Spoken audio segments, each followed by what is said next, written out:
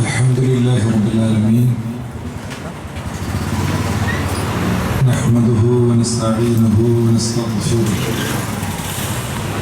ونتوكل عليه ونعوذ بالله من شرور أنفسنا ومن سيئات أعمالنا من يهده الله فلا مضل له ومن يضلل فلا هادي له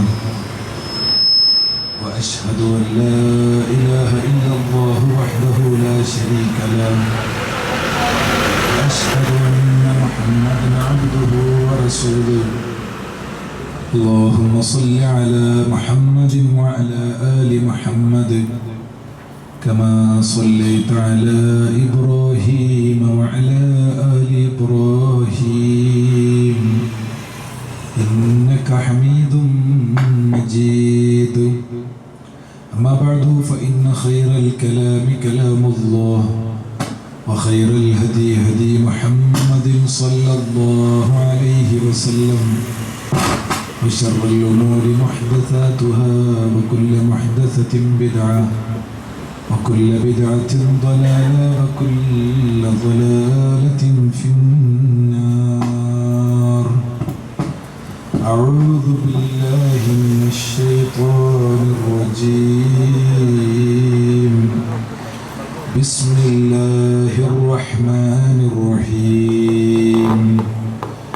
وإن منكم إلا واردها كان على ربك حتما مقضيا ثم ننجي الذين اتقوا ونذر الظالمين فيها جثيا. ഏറ്റവും ബഹുമാന്യരായ സഹോദരങ്ങളെ, സുഹൃത്തുക്കളെ, സത്യാന്വേഷികളെ, സഹപ്രവർത്തകരെ, അള്ളാഹുവിൻ്റെ അനുഗ്രഹത്താൽ ഈയൊരു സന്ധ്യാസമയം മതപരമായ വിശ്വാസ സംബന്ധമായ ചില വിഷയങ്ങളെക്കുറിച്ച് പഠിക്കാനും മനസ്സിലാക്കാനുമുള്ള ഒരു അവസരം നമുക്ക് കൈവന്നിരിക്കുകയാണ്. അൽഹംദുലില്ലാഹ്.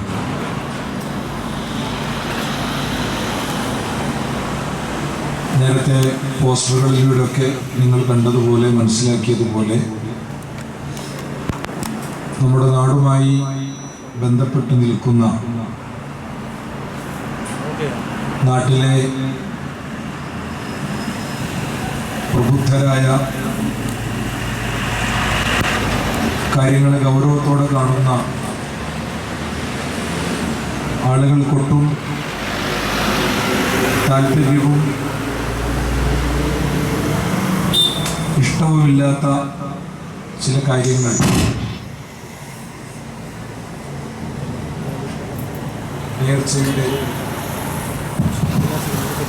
നേർച്ചയുടെയും വിലായത്തിൻ്റെയും കറാമത്തിൻ്റെയും ഒക്കെ പേരിൽ നടപ്പിലാക്കപ്പെടുന്ന നിർവഹിക്കപ്പെടുന്ന ഒരു പശ്ചാത്തലവും കൂടി ഇന്നത്തെ ഈ ഒരു പ്രഭാഷണ പരിപാടിക്കുണ്ട്. മുജാഹിദ് പ്രസ്ഥാനത്തെ സംബന്ധിച്ചിടത്തോളം ശുദ്ധമായ ഇസ്ലാമിൻ്റെ ആദർശം സമൂഹത്തിന് കൈമാറുക എന്ന ഏറ്റവും പ്രാമാണികമായ ദിശയിൽ കാര്യങ്ങളെ കാണുക എന്ന രീതിയാണ് അത് ഏത് കാലത്തും സ്വീകരിച്ചു വന്നിട്ടുള്ളത്. അതുകൊണ്ട് തന്നെ ഇത്തരം കാര്യങ്ങളെ, അതിൻ്റെ യഥാർത്ഥ വശങ്ങളെ ജനങ്ങൾക്ക് വിശദീകരിച്ചു കൊടുക്കുക എന്നത് ഒരു ബാധ്യതയായി നമ്മൾ ഏറ്റെടുത്തിരിക്കുകയാണ്. അതുകൊണ്ട് തന്നെ പ്രമാണങ്ങളുടെ വെളിച്ചത്തിൽ സഗൗരവം ചില കാര്യങ്ങൾ പറയാനാണ് ഇന്നത്തെ ദിവസം ഉദ്ദേശിക്കുന്നത്. ഒരു ഗംഭീര പ്രസംഗത്തെക്കാൾ ചില കാര്യങ്ങൾ പതിയെ പറഞ്ഞ് അവസാനിപ്പിക്കുക എന്നുള്ളതാണ് ഉദ്ദേശം. എൻ്റെ ശബ്ദം എന്നോട് സഹകരിക്കണം, അതിന് നിങ്ങളെല്ലാവരും പ്രാർത്ഥിക്കണം. മൈക്കിൻ്റെ കുഴപ്പമല്ല ഞാൻ പറഞ്ഞത്, മൈക്കിൻ്റെ അളവ് ചിലവുന്നുണ്ട്. അള്ളാഹു കാര്യങ്ങൾ ഭംഗിയായി പറയാനും വിഷയങ്ങൾ ശരിയായ ദിശയിൽ കൈമാറാനുമുള്ള തൗഫീഖ് പ്രദാനം ചെയ്യുമാറാകുക.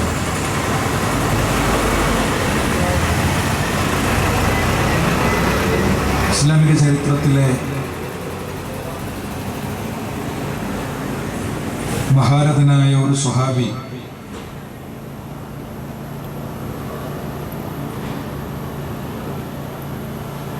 ഇബ്നു റവാഹ റളിയല്ലാഹു അൻഹു, അദ്ദേഹം ഒരു ദീർഘയാത്ര കഴിഞ്ഞ് വീട്ടിലെത്തിയിരിക്കുകയാണ്. നമ്മുടെ നാട്ടിലെ ഒരു പ്രവാസം പോലെയൊക്കെ വേണമെങ്കിൽ പറയാം. പ്രവാസി ആണെങ്കിലും ഇന്ന് 2-3 വർഷം നാട്ടിൽ നിന്ന് വിട്ടുനിന്നാലും ഓരോ ദിവസത്തെയും വിശേഷങ്ങളും സന്തോഷങ്ങളും സങ്കടങ്ങളൊക്കെ പരസ്പരം സംസാരിക്കാനും കൈമാറാനും ഒക്കെ സംവിധാനമുണ്ട്. വീഡിയോ കോളായിട്ടും മറ്റു സംവിധാനങ്ങൾ വഴിയൊക്കെ കൈമാറപ്പെടുന്ന ഒരു രീതി ഉണ്ട്. എന്നാൽ ഈ പ്രവാസം അങ്ങനത്തെ സൗകര്യമുള്ള പ്രവാസമല്ല. കുറേ ദിവസങ്ങൾക്ക് ശേഷം, കുറേ മാസങ്ങൾക്ക് ശേഷം അദ്ദേഹം ഭാര്യയുടെ അടുത്ത് തനിച്ചായപ്പോൾ, മക്കളൊക്കെ ഉറങ്ങിക്കഴിഞ്ഞപ്പോൾ അദ്ദേഹം കരയാൻ തുടങ്ങി. ഇബ്നു റവാഹ കരഞ്ഞു. അപ്പൊ അദ്ദേഹത്തിന്റെ ഭാര്യയും കരഞ്ഞു.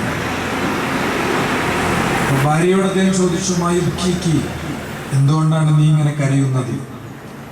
അവർ പറഞ്ഞു, ബക്കൈത് ഹീന റഅയ്തു തബ്കി, അങ്ങ് കരയണ കണ്ടപ്പോ ഞാനും കരഞ്ഞു.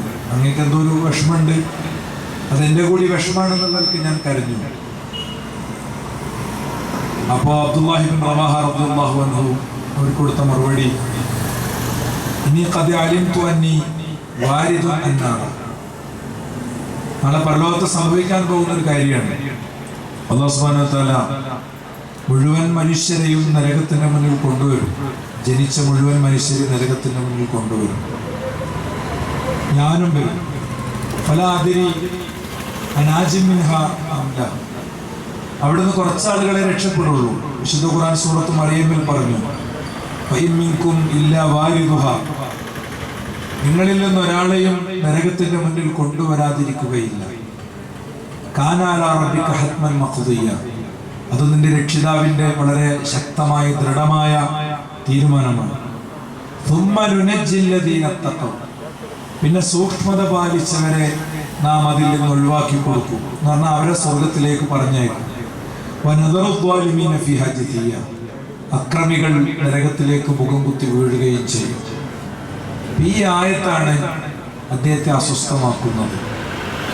ദീർഘമായ ദിവസങ്ങൾക്ക് ശേഷം ഭാര്യയെ കണ്ടുമുട്ടുമ്പോഴും തന്റെ ബെഡ്റൂമിൽ ഒരു പുരുഷൻ എന്ന നിലക്ക് ഭാര്യയുമായി ഒന്നിച്ചുണ്ടാകേണ്ട കുറേ കാര്യങ്ങളുണ്ട്. ഒരു ദീർഘ ദിവസങ്ങൾ വിട്ടു നിൽക്കുമ്പോൾ, പ്രത്യേകിച്ച് മനുഷ്യരാണല്ലോ നമ്മളൊക്കെ, ഞാൻ പറയാതെ തന്നെ അറിയാം.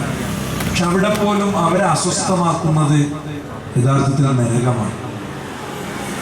ആ നരകത്തിന്റെ മുന്നിൽ പോയാൽ അവിടുന്ന് തിരിച്ചു വരാൻ പറ്റുമെന്നാണ്.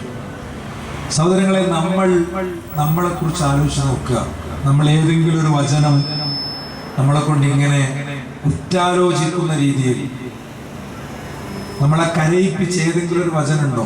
റീലുകൾ കണ്ടിട്ടും വാട്സാപ്പിലെ വളരെ വൈകാരികമായി എഴുതിയ എഴുത്തുകൾ കണ്ടിട്ടും പലരുടെയും സ്റ്റാറ്റസ് കണ്ടിട്ടും ചിലരെങ്കിലും ഗ്ലിസറിൻ തേച്ച് കരയുന്ന പെണ്ണിന്റെ കൂടെ അവരുടെ കരഞ്ഞുകൊണ്ടുള്ള അഭിനയം കണ്ടിട്ടും ഒക്കെ ചിലപ്പോൾ കരഞ്ഞിട്ടുണ്ടാവും. എന്നാൽ വിശുദ്ധ ഖുർആനിൽ ഒരു വചനം നമ്മളെ കരയിപ്പിച്ചിട്ടുണ്ടോ? ഇത് തന്നെയാണ് അടിസ്ഥാനപരമായ ഒരു പ്രശ്നമായി നമ്മൾ എടുക്കേണ്ടത്. നമുക്ക് എന്തുകൊണ്ട് വിശുദ്ധ ഖുർആനിന്റെ വചനങ്ങളിലൂടെ കടന്നു പോകുമ്പോൾ അത്തരം ഒരു കാര്യത്തിന് പറ്റുന്നില്ല എന്നത് ഏറെ ഗൗരവത്തോടെ ചിന്തിക്കേണ്ടതാണ്. യഥാർത്ഥത്തിൽ ആ ചിന്ത എവിടുന്നാണ് ഉണ്ടാകുക എന്ന് വെച്ച് കഴിഞ്ഞാൽ, ദീനിനെ കുറിച്ചുള്ള ആഴമുള്ള പഠനങ്ങൾ ഉണ്ടാകുമ്പോഴാണ്. നമ്മുടെ നാട്ടിൽ നടക്കുന്ന കാര്യങ്ങളിൽ, മതപരമായ ആചാരങ്ങളിൽ, അനുഷ്ഠാനങ്ങളിൽ ഒരു കാര്യം ശരിയാണോ തെറ്റാണോ എന്ന് തീരുമാനിക്കുന്നത് എങ്ങനെയാണ്? ഇന്ന് നമ്മൾ ശരിയാണെന്ന് വിശ്വസിക്കുന്ന ഏതെങ്കിലും കാര്യം പഠിച്ച ബോധ്യത്തിന്റെ അടിസ്ഥാനത്തിലാണോ? ബോധ്യപ്പെട്ടതിന്റെ അടിസ്ഥാനത്തിൽ, തെളിവുകൾ കണ്ടതിന്റെ അടിസ്ഥാനത്തിൽ, പ്രമാണങ്ങൾ കണ്ടതിന്റെ അടിസ്ഥാനത്തിൽ, രേഖകൾ പരിശോധിച്ചതിന്റെ അടിസ്ഥാനത്തിൽ അങ്ങനെയാണോ നമ്മളത് സ്വീകരിക്കുന്നത്? അങ്ങനെ സ്വീകരിക്കുന്ന എന്തൊക്കെ കാര്യങ്ങളുണ്ട് നോക്കൂ. നിങ്ങൾ ഒരു കുഞ്ഞ് ജനിച്ചത് മുതൽ ഒരു മനുഷ്യൻ മരിച്ച് മറവ് ചെയ്യുന്നത് വരെ എന്തെല്ലാം ആചാരാനുഷ്ഠാനങ്ങളുണ്ട്. ഒരു കുഞ്ഞ് ജനിച്ചത് മുതൽ നമ്മുടെ നാട്ടിൽ പല കാര്യങ്ങളും നടന്നു പോകുന്നുണ്ട്. വിവാഹവുമായി ബന്ധപ്പെട്ടുണ്ട്, മരണവുമായി ബന്ധപ്പെട്ടുണ്ട്, വീട് കൂടലുമായി ബന്ധപ്പെട്ടുണ്ട്, നമസ്കാരവുമായി ബന്ധപ്പെട്ടുണ്ട്. അങ്ങനെ എല്ലാ രംഗത്തുണ്ട്. ഈ കാര്യങ്ങളൊക്കെ നമ്മൾ പഠിച്ചും മനസ്സിലാക്കിയുമാണ് സ്വീകരിക്കുന്നത്. ഇത് പഠിച്ചും മനസ്സിലാക്കിയുമാണ് സ്വീകരിക്കുന്നത് എന്നാണ് നമ്മുടെ ഉത്തരമെങ്കിൽ തീർച്ചയായും തെളിവുകളും പ്രമാണങ്ങളും നമ്മൾ കണ്ടിട്ടുണ്ടാവും, അല്ലേ? തെളിവുകളും പ്രമാണങ്ങളും നമ്മൾ നോക്കിയിട്ടുണ്ടാവും. എന്നാൽ ദുനിയാവുമായി ബന്ധപ്പെട്ട് വരുന്ന കാര്യങ്ങളോ, ദുനിയാവുമായി ബന്ധപ്പെട്ട് വരുന്ന എല്ലാ കാര്യങ്ങളും നമ്മൾ ശരിക്ക് പരിശോധിച്ചും പഠിച്ചും തന്നെയാണ് പോകുന്നത്. ഒരു ചികിത്സക്ക് വേണ്ടി ഒരു ഡോക്ടറെ തിരഞ്ഞെടുക്കുമ്പോൾ എന്തൊക്കെ കാര്യങ്ങൾ നമ്മൾ നോക്കും? ഗൗരവമുള്ളൊരു അസുഖം വരികയാണ്, ഒരു സർജറി വേണം, ഒരു ഓപ്പറേഷൻ വേണം, 2, 3, 4 ഡോക്ടർമാരെ കണ്ട് അവരുടെയൊക്കെ അഭിപ്രായങ്ങൾ കേട്ട് നമ്മളൊന്ന് കൂടിയാലോചിച്ചാൽ തീരുമാനം എടുക്കുക. ഒരു വീട് ഉണ്ടാക്കാൻ തീരുമാനിക്കുമ്പോൾ, ഒരു സ്ഥലം വാങ്ങാൻ തീരുമാനിക്കുമ്പോൾ ഒക്കെ ഈ ഒരു അവസ്ഥ പൊതുവെ ഉണ്ടാവും. നമ്മളൊരു ഭൂമി വാങ്ങുമ്പോൾ ആ ഭൂമിയുടെ അടിയാധാരം നോക്കും, അതിൻ്റെ സാധ്യതകൾ നോക്കും, ഇതിൽ വല്ല ഹൈവേ വരുന്നുണ്ടോ നോക്കും, ഈ സ്ഥലം വേറെ ഏതെങ്കിലും നിലക്കുള്ള പ്രശ്നങ്ങളുണ്ടോ നോക്കും. ഒക്കെ നോക്കിയിട്ട് നമ്മൾ എടുക്കുള്ളൂ. ദീനോ നേർച്ചയെ നമ്മുടെ വിഷയം, നേർച്ചയുമായി ബന്ധപ്പെട്ട് എന്തൊക്കെ പറഞ്ഞാലും നമുക്കൊരു സ്റ്റാൻഡ് ഉണ്ട്. ഒന്ന്, ഇവിടെ അടക്കണ നേർച്ച അതൊരു ശരിയായ നേർച്ചയല്ല. അങ്ങനെ അഭിപ്രായമുള്ള ആളുകളുണ്ട്. നമ്മുടെ ചില സഹപ്രവർത്തകരുടെ ഫേസ്ബുക്കിന്റെ കമന്റ് ബോക്സിലൊക്കെ ഉത്തരവാദിത്തപ്പെട്ട ആളുകൾ തന്നെ അങ്ങനെ എഴുതിയിട്ടത് ഞാൻ കണ്ടിരുന്നു. എന്നാൽ നമുക്ക് തന്നെയും നേർച്ച, ശരിയായ നേർച്ച ഉണ്ട്. ഇവിടെ അല്ല, അപ്പുറത്തോ അപ്പുറത്തൊക്കെ നടക്കണ ചില നേർച്ചകളൊക്കെ ശരിയായ നേർച്ചയാണെന്നാണ് നമ്മുടെ അഭിപ്രായം, അല്ലേ? അമ്പുറം നേർച്ച, ബീരാനലിയപ്പാപ്പാന്റെ അടുത്ത് നേർച്ച, ആ നേർച്ച നമുക്ക് വിയോജിപ്പില്ല, പലർക്കും വിയോജിപ്പില്ല. ഈ നേർച്ചയുടെ തന്നെ ഭക്ഷണം നമ്മൾ വീട്ടിലേക്ക് വന്നാൽ ആ ഭക്ഷണം കഴിക്കുന്നതിൽ നമുക്ക് വിയോജിപ്പില്ല. അപ്പൊ നമ്മൾ ഇതിനെ മനസ്സിലാക്കേണ്ടത് ഇതൊന്നൊരു ദുന്യാവിന്റെ വിഷയമല്ല. ഇത് തികച്ചും പരലോകമായിട്ട് ബന്ധപ്പെട്ട കാര്യങ്ങളാണ്. നമ്മളെന്ന വ്യക്തി ഏത് നിമിഷവും അവസാനിക്കും. ഏത് നിമിഷവും മരണം അതിന്റെ പ്ലാനിങ് ഉണ്ടാക്കുന്നത് അതിമനോഹരമായിട്ടാണ് സഹോദരന്മാരെ. ഒരിക്കലും പ്രതീക്ഷിക്കാത്തൊരു വഴിയിലൂടെ മരണം വരുന്നു, നമ്മളെ കൊണ്ടുപോകുന്നു, അല്ലേ? ഒരിക്കലും പ്രതീക്ഷിക്കാത്ത വഴിയിലൂടെ മരണം വരുന്നു, നമ്മളെ കൊണ്ടുപോകുന്നു. നിങ്ങൾ നോക്കൂ, കോലാലംപൂരിൽ നിന്ന്, മലേഷ്യയിലെ കോലാലംപൂരിൽ നിന്ന് ബെയ്ജിങ്ങിലെ ഇന്റർനാഷണൽ എയർപോർട്ടിലേക്ക് പറന്നുയർന്നൊരു ബോയിലിംഗ് ഫ്ലൈറ്റ് ആകാശത്ത് അപ്രത്യക്ഷമായി. ഞാൻ ഈ സംസാരിക്കണ ഈ നിമിഷം വരെ ആ ഫ്ലൈറ്റിലെ ആളുകളെ, ആ ഫ്ലൈറ്റിനെയോ കണ്ടെത്താൻ പറ്റിയിട്ടില്ല. ഒരു പ്രവാസത്തിൽ നിന്ന് നാടണയുന്നൊരു വ്യക്തിയുടെ രീതികൾ എന്തൊക്കെയായിരിക്കും? നമ്മളൊന്നും കുറേ ദിവസമൊന്നും എന്താ പറയുക, വേറെ എവിടെയെങ്കിലും പോയി താമസിച്ചിട്ടൊന്നുമില്ല. ചെറിയ ചെറിയ സന്ദർശനങ്ങളൊക്കെ ഉണ്ടാവും.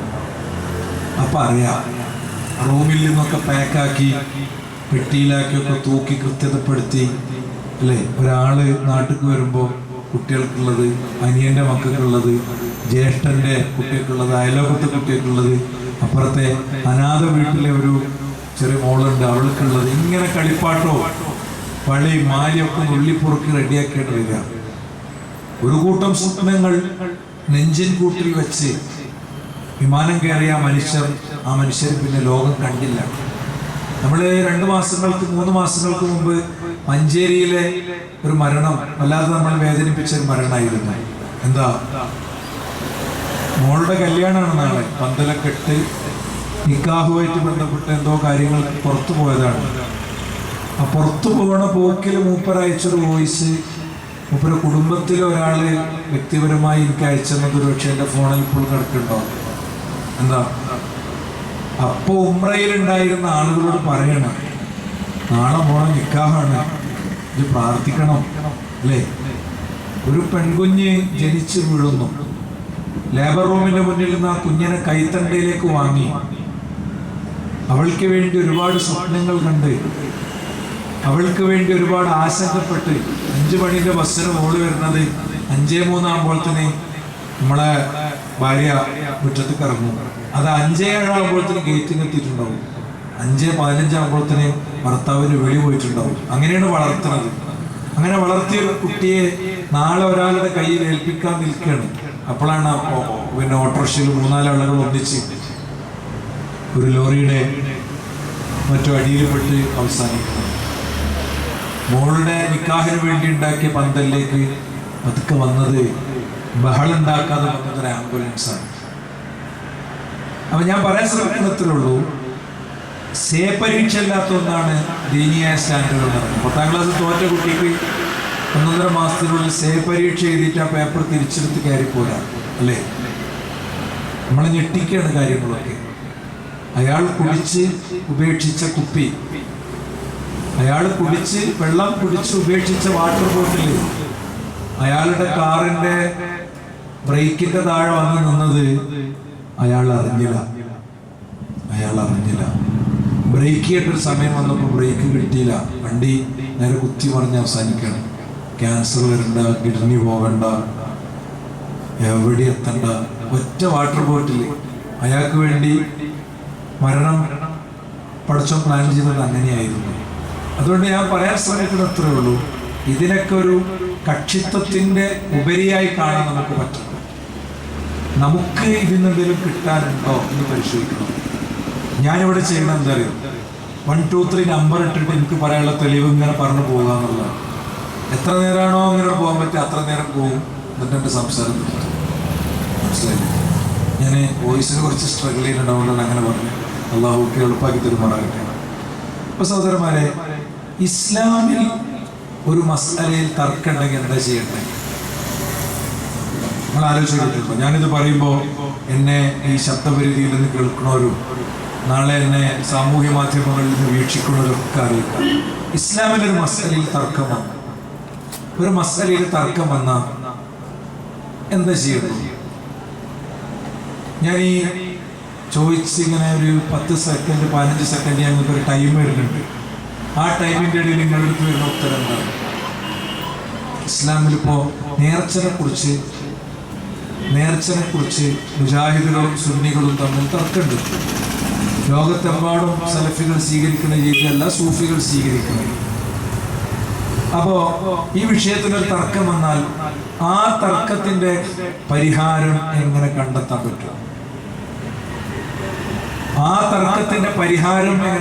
പറ്റും? എൻ്റെ ഉത്തരം എന്താ?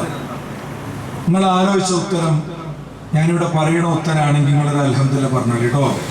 ഇല്ലെങ്കിൽ നമ്മൾ ഒന്നും കൂടി ഗൗരവത്തിൽ വിഷയങ്ങളെ കണ്ട് സമീപിക്കണം എന്നുള്ളൊരു അഭ്യർത്ഥനയാണ് ഈ സമയത്ത് എനിക്ക് നടത്താറുള്ളത്.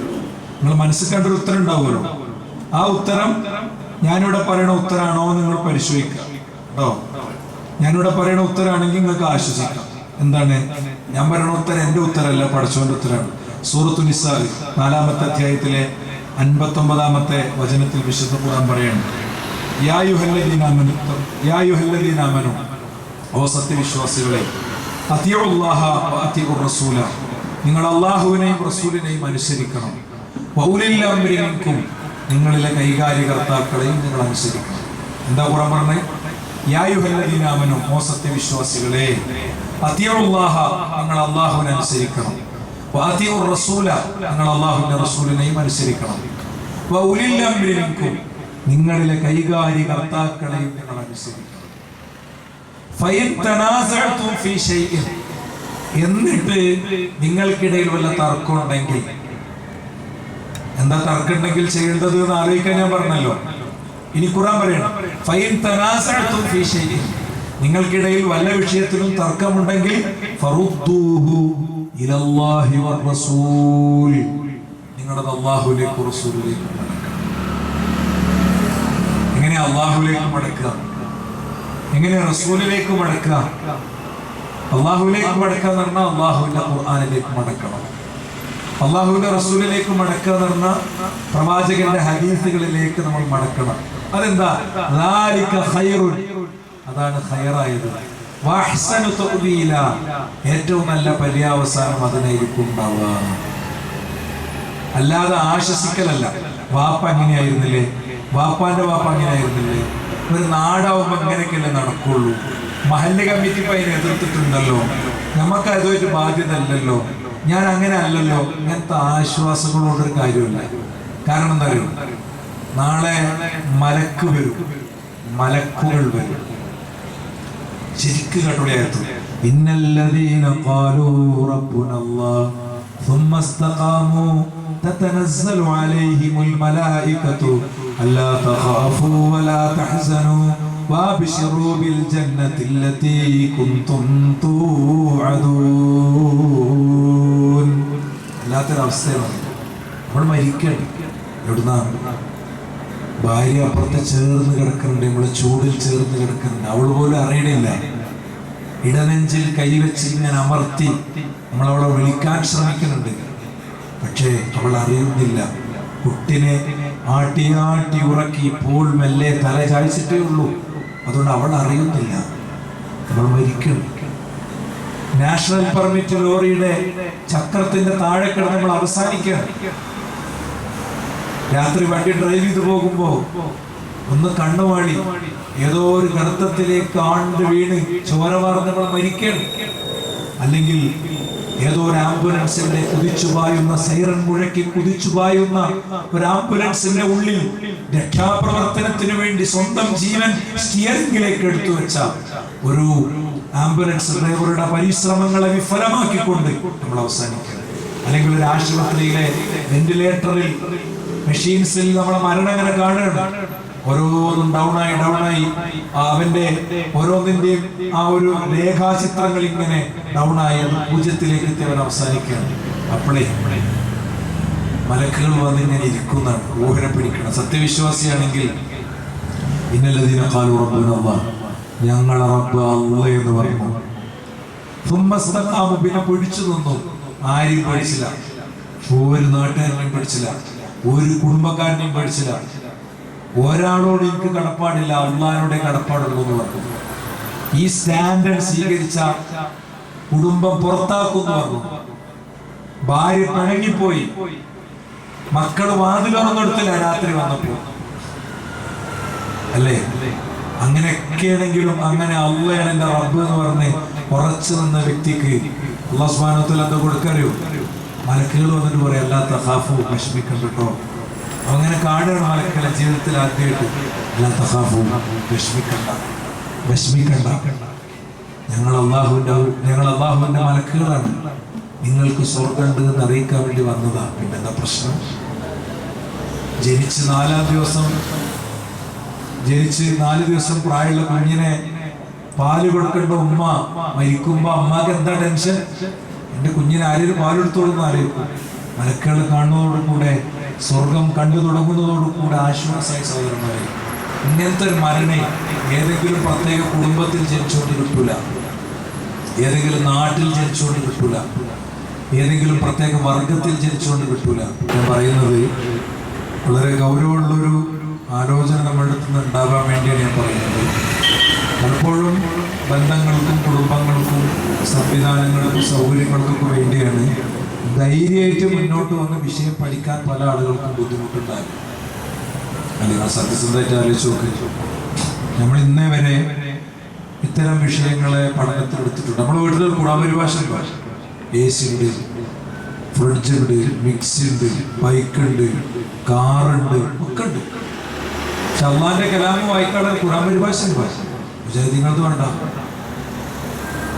ഇവിടെ സ്റ്റാൻഡിൽ പോയാൽ പിന്നെ അയൽബയാനിലോ തിരുരങ്ങാടിയിലോ പോയാൽ വലിയ കാതിപ്പിച്ച് പോയ തന്നോട് കിട്ടും, അബ്ദുറഹ്മാൻ മഖ്ദൂമി പൊന്നാനിന്റെ കിട്ടും, KV കൂട്ടിനാട് മുസ്ലിയാരത് കിട്ടും. വിചാരിത് പരിഭാഷ കിട്ടാൻ എളുപ്പമാണ്. നേരെ പ്ലേ സ്റ്റോറിൽ കയറുക, QMT എന്ന് അടിക്കുക, ഖുർആൻ മലയാളം തഫ്സീർ എന്ന് അടിക്കുക, എല്ലാം ഒന്നിച്ച് വ്യാഖ്യാനമൊക്കെ കംപ്ലീറ്റ് കിട്ടി. അമാനി മൗലവിന്റെ 5 വോളികളിൽ ക്രോഡീകരിച്ച പരിഭാഷ മനോഹരമായി എങ്ങനെ നമുക്ക് ഉപയോഗിക്കാവുന്ന കിട്ടും. അപ്പൊ മനസ്സിലാവും. ഞാനിവിടെ ഓതുന്ന ആയത്തുകളൊക്കെ 90% നമ്പർ പറഞ്ഞാണ് ഞാൻ പറയാം. ഹദീസുകൾ അതിന്റെ ഗ്രന്ഥം പറഞ്ഞുകൊണ്ട് പറയാം. നോട്ട് ചെയ്തെടുത്തിട്ട് നിങ്ങൾക്ക് പരിശോധിക്കാം. അങ്ങനെയാണ് വേണ്ടത്. പരിശോധിച്ച് കാര്യങ്ങളെ പഠിച്ച് സമീപിച്ച് കഴിയുമ്പോൾ നമ്മളൊരു ഉത്തരത്തിൽ എത്തും. ആ ഉത്തരം സ്വീകരിക്കാനുള്ള തടസ്സം കുടുംബവും ഭാര്യയും മക്കളൊക്കെ ആയിരിക്കും. ആ സമയത്ത് ഞാൻ ഒരൊറ്റ ആയത്തോ അത് മാത്രം ഓർത്താൽ മതി. സൂറത്തുൽ ഖിയാമയിലെ ഒരായത്തുണ്ട്. എന്താ അറിയും? യുബസ്സറൂനഹും യവദ്ദുൽ മുജ്രിമു ലൗ യഫ്തദി മിൻ അദാബി യൗമിഇദിൻ ബിബനിഹി വസാഹിബതിഹി വഅഖീഹി വഫസീലതിഹി അല്ലതി തുവി വമൻ ഫിൽ അർദി ജമീഅൻ സുമ്മ യുൻജി. ഈ ആയത്ത് ഓതിയാല് ഇതിന്റെ അർത്ഥം ഒക്കെ തീരുമാനമാവും. അന്ന് നിനക്ക് അക്രമിയായ മനുഷ്യനെ കാണാം. എന്താണ് അയാളുടെ അവസ്ഥ? എൻ്റെ ഭാര്യയെ, എൻ്റെ മകനെ, എൻ്റെ ഭർത്താവിനെ, എൻ്റെ സുഹൃത്തിനെ, ഭൂമിയിലെ മുഴുവൻ മനുഷ്യരെ നരകത്തിലേക്ക് ഇട്ടിട്ട് എനിക്ക് നീ സ്വർഗം തരണേ എന്ന് ആഗ്രഹിക്കുന്നതാണ്. നമ്മളെ ആയുസ്സും അധ്വാനം മുഴുവൻ മുടക്കിയ മക്കളെയും കുടുംബങ്ങളെയും മുഴുവൻ നരകത്തിലേക്ക് ഇട്ടിട്ടാണെങ്കിലും എനിക്ക് നീ സ്വർഗം തരണം എന്ന് ആഗ്രഹിക്കുന്നതാണ്. അതുകൊണ്ട് ഞാൻ പറയുന്നത്, ഖുർആനിലേക്കും സുന്നത്തിലേക്കും മടക്കിയാൽ കാര്യങ്ങൾ പെട്ടെന്ന് തീരുമാനമാകും. പ്രവാചകന്റെ സ്വഹാബത്ത് അങ്ങനെയായിരുന്നു. പ്രവാചകന്റെ സ്വഹാബത്തിന്റെ രീതി അങ്ങനെയായിരുന്നു.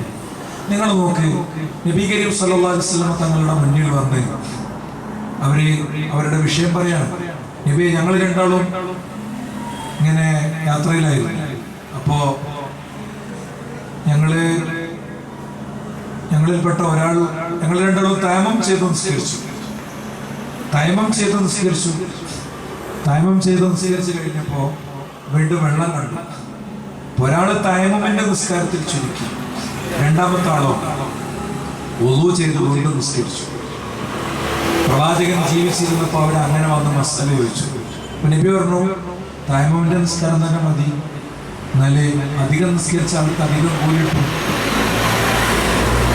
വേറൊരിക്കൽ ഒരു സ്വഹാബി വനിതയും അവരുടെ ഭർത്താവ് ഇരിക്കുന്ന സ്ഥലത്തേക്ക് വയസ്സായ ഒരു അറബി സ്ത്രീ കടന്നു വരികയാണ്. രണ്ടാളിങ്ങനെ നോക്കിയിട്ട് പറഞ്ഞു, മക്കളെ, നിങ്ങൾക്ക് രണ്ടാൾക്കും ഞാൻ പാല് തന്നല്ലോ.